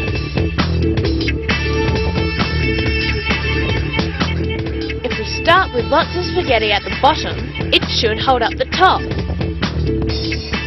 Exactly, and that's a design concept crucial to building any good structure. And that's what the architects came up with when they designed the Empire State Building. Back in 1931, it was the tallest building in the world, and it certainly stood the test of time. Today it's been outbuilt, making it the 8th tallest building in the world, but perhaps still the most famous.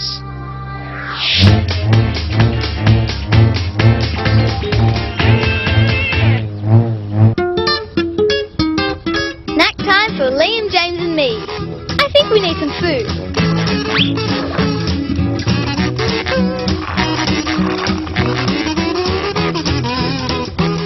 Very funny. Those jokers have finished my drink. Right, I'll fix them. Hammer a hole into the top of a jar lid. Push a straw through as snugly as possible. Next, squash a ball of plasticine around the straw on the underside of the lid. Yep, that looks good. Now, it's payback time for my friendly practical jokers. Let's see what they do. Yep, they're up to their old tricks again, but this time I've got them. Aha, suckers! Drinking from that straw is totally impossible. When you suck through a straw, it's not actually you pulling the liquid up, it's air pressure. The sucking action removes the air in the straw, creating a vacuum. The air pressure outside the straw becomes greater than the air pressure inside the straw. This pushes the liquid up the straw and into your mouth. Okay, now time for that drink.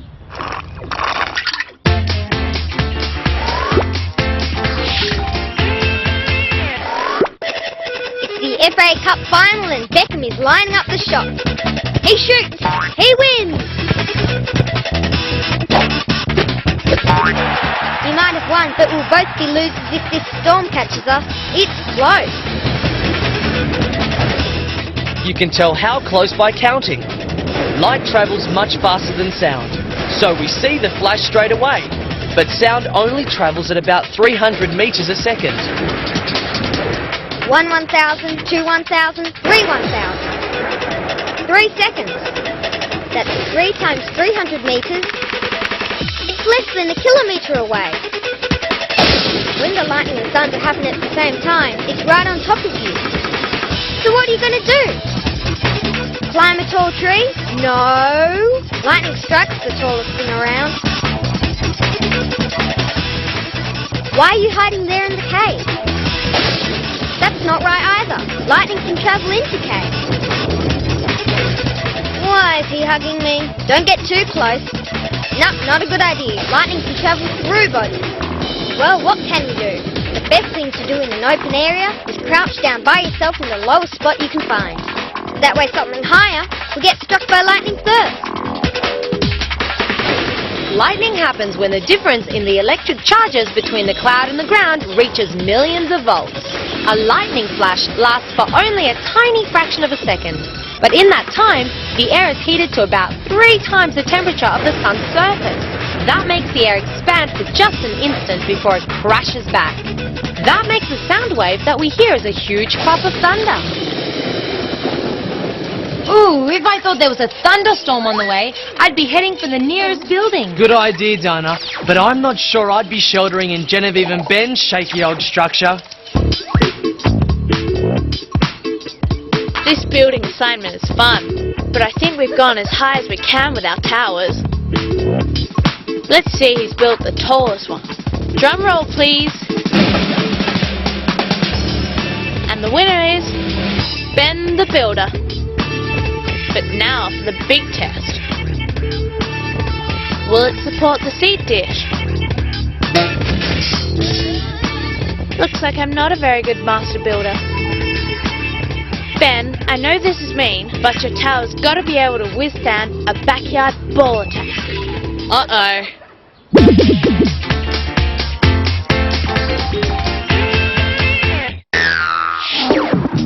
Get ready, set, racing! Angelique and I are having a race-off. Now, low gear and into the home straight. Oh dear, Angelique's way behind. I really like Angelique, but she's such a bad bike rider. I always end up waiting for her. I don't want to hurt her feelings, but I really think she needs to learn how to ride that thing. I'm going to give her a crash course in the finer points of changing gears. 1 is the lowest gear for the hard stuff like hills, and 6 is for easy riding like on flat ground. When you ride, your legs are like the engine and the gears allow you to adjust your pedal power as you need to. When you change gears, a lever lifts the chain from one cog to another. This creates more or less pedal tension depending on the riding conditions. For example, you need less tension when the going is tough and more when you're cruising. Well, now I reckon she'll be able to give me a run for my money. We're off!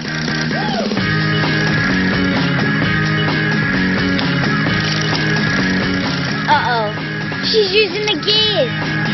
Wait for me, Angelique! Oh man, I've created a monster! Somehow I'm having trouble thinking of Angelique as a monster. Monsters are more like, well, the Loch Ness Monster or monsters of the deep. Maybe, Jason, but even monsters of the deep need to surface for a breath once in a while.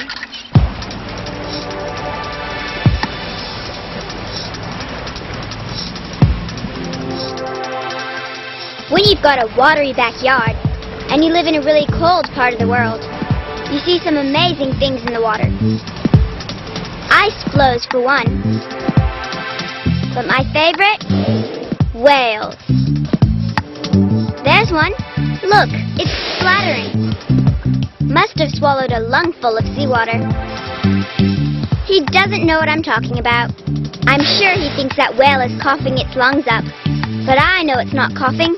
That's just its breath. I'll show him. No? I'll get a mirror. I know that whale sprang a geyser of water, not an incy-bincy cloud of fog. But that's just what we do, although on a smaller scale. Look, I'll show you. When the warm, moist air from our lungs hits the cold mirror, our breath condenses, meaning that it goes from a gas to a liquid. The whale's lungs are so big that when it breathes out, it lets go of a huge spout of water. I think it's having a whale of a time.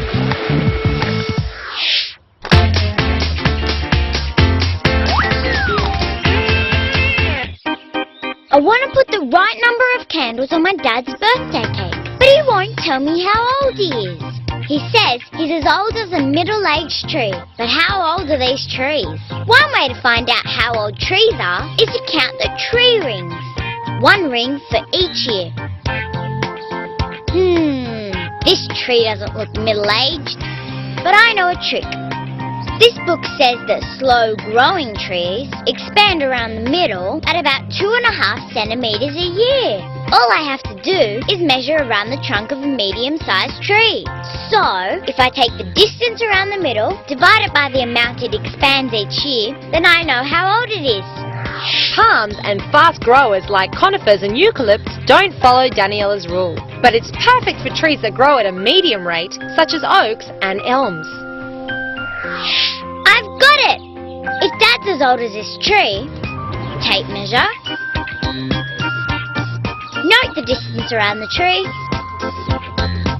64 centimetres, divided by 2.5 centimetres a year, equals 25.6 years old.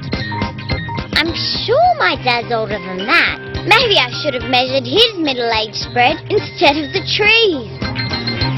Get that tape measure away from me, Jason. I'm keeping my age a secret. Well, around my middle, I'm growing. Maybe I've been eating too much pasta. Oh, which reminds me, I wonder if Ben and Genevieve's spaghetti buildings are getting any bigger. Okay, now it's time to get really serious about our spaghetti towers. Ben's square structure was pretty strong, but I'm going to improve my triangular tower. If I reinforce it from the bottom with another triangle inside the frame, it should be stronger.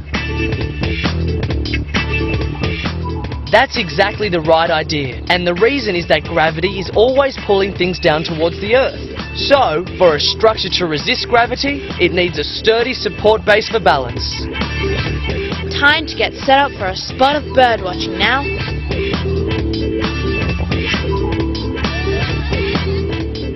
I just hope they go for the bird food and not for the marshmallows instead.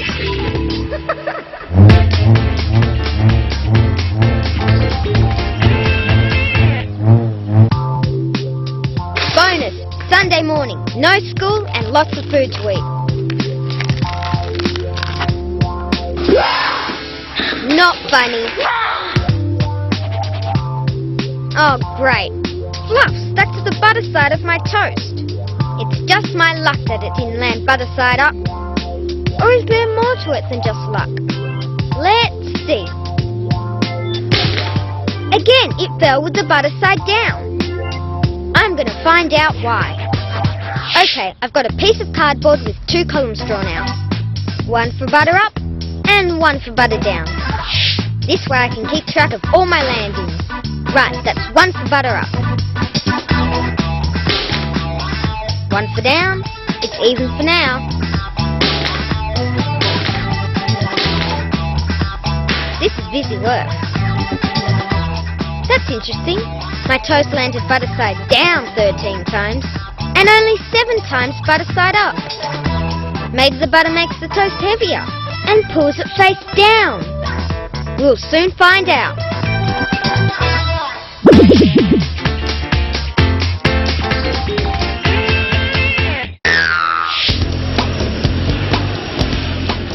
I'm going to be a pilot when I grow up. But for now, I'll just have to make the planes I fly. Okay, with a few clever folds, my plane will be ready for takeoff. This paperclip will help keep it steady.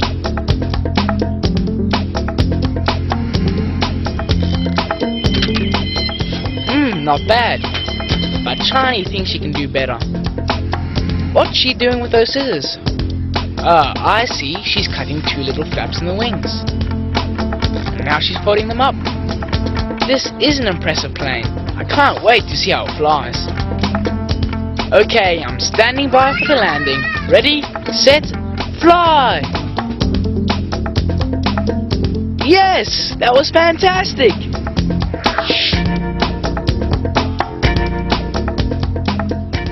All planes have flaps on their wings, just like the ones Shani cut out on her paper plane.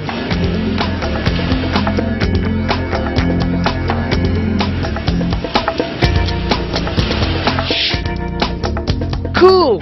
Hey, maybe we can both be pilots together.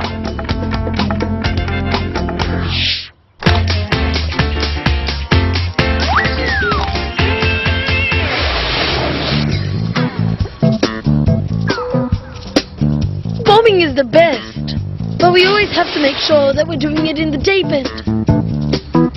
Great idea. Priscilla is really good at diving for the ring. I actually find it hard sometimes, especially when the ring falls in the deepest end of the pool.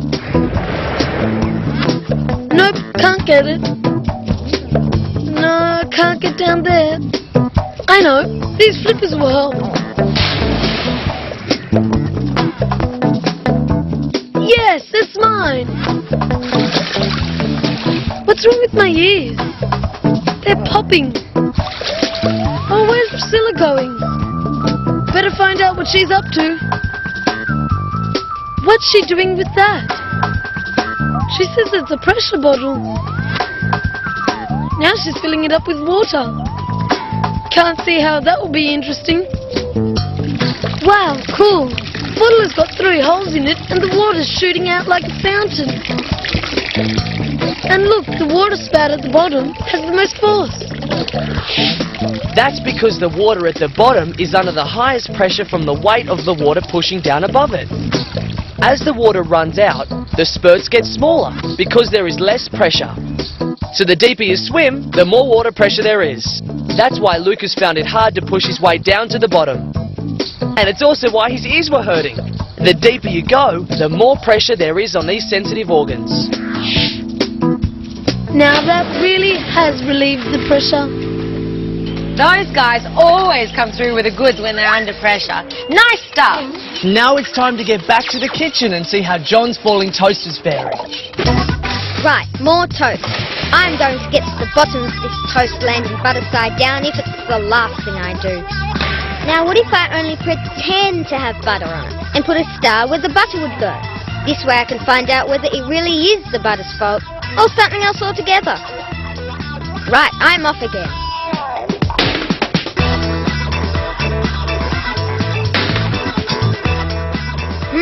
This is very tricky because the star or pretend butter side wins hands down. That's 12 stars down and only 6 up. So even without the butter, the toast still lands the same way again. That means it's got nothing to do with the butter on the toast. Maybe the answer is up higher.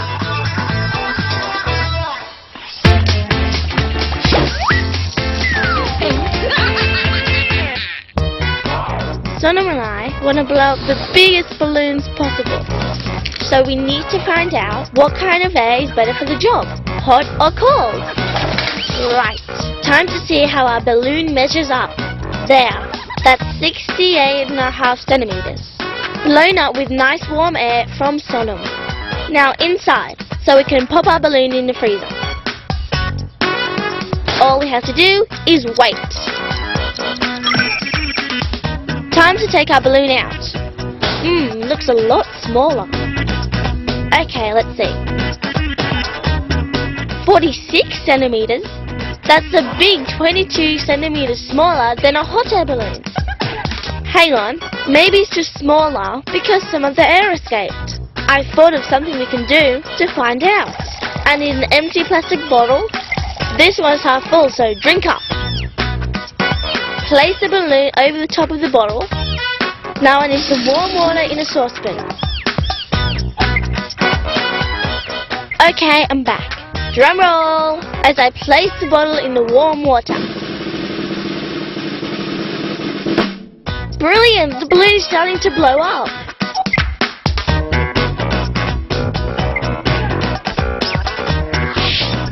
Now I'm going to reverse it and see what happens.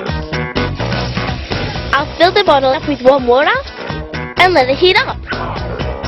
While that's happening, I'll grab some cold water. There, that should be warm enough. Fit another balloon on and we're set. Okay, now if I place the warm bottle in the cold water, what will happen to the balloon? Drum roll, please. Awesome! The balloon is being pulled in and it's being blown up. Heat causes things like air to expand and cold causes things to contract. So when the bottle was placed in the hot water, the air inside it expanded or took up more room. This made the air push out of the bottle, blowing up the balloon. When the warm bottle was placed in the cold water, the air inside it contracted or took up less room. This meant air from the outside was drawn into the bottle, pulling the balloon with it and blowing it up. Now that's really blown me away. Careful, Jason. You could take off with all your hot air. Moving right along. Time now for a story that'll really grow on you. It's amazing how good I am at mazes. In fact, I am so good I can turn this bean seed into a maze. You'll need a cardboard box, some extra bits of cardboard, paper towels, scissors, tape, a plastic jug and cup. Cut a large hole into the top of the box. This will allow the light in. Cut a window in 2 pieces of card that are the same thickness and length as the box.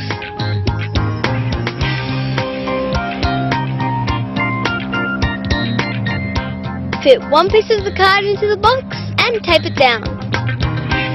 Take a piece of paper towel and fold it up so it fits into the cup. Next, pop in the seeds. A bean seed is best. And give it a good drip. Now onto the bottom shelf of the box it goes, at the other end of the window cutout. Close it up. Make sure the box is in a sunny spot so light can shine through the top. And wait a few days. And no peeking. Wow, my seed has sprouted. Time for another drink before it's back into the box. After a few more days, the bean sprout has grown enough to turn its first corner into my plant maze. Now it's time for my sprout to climb up to the next level.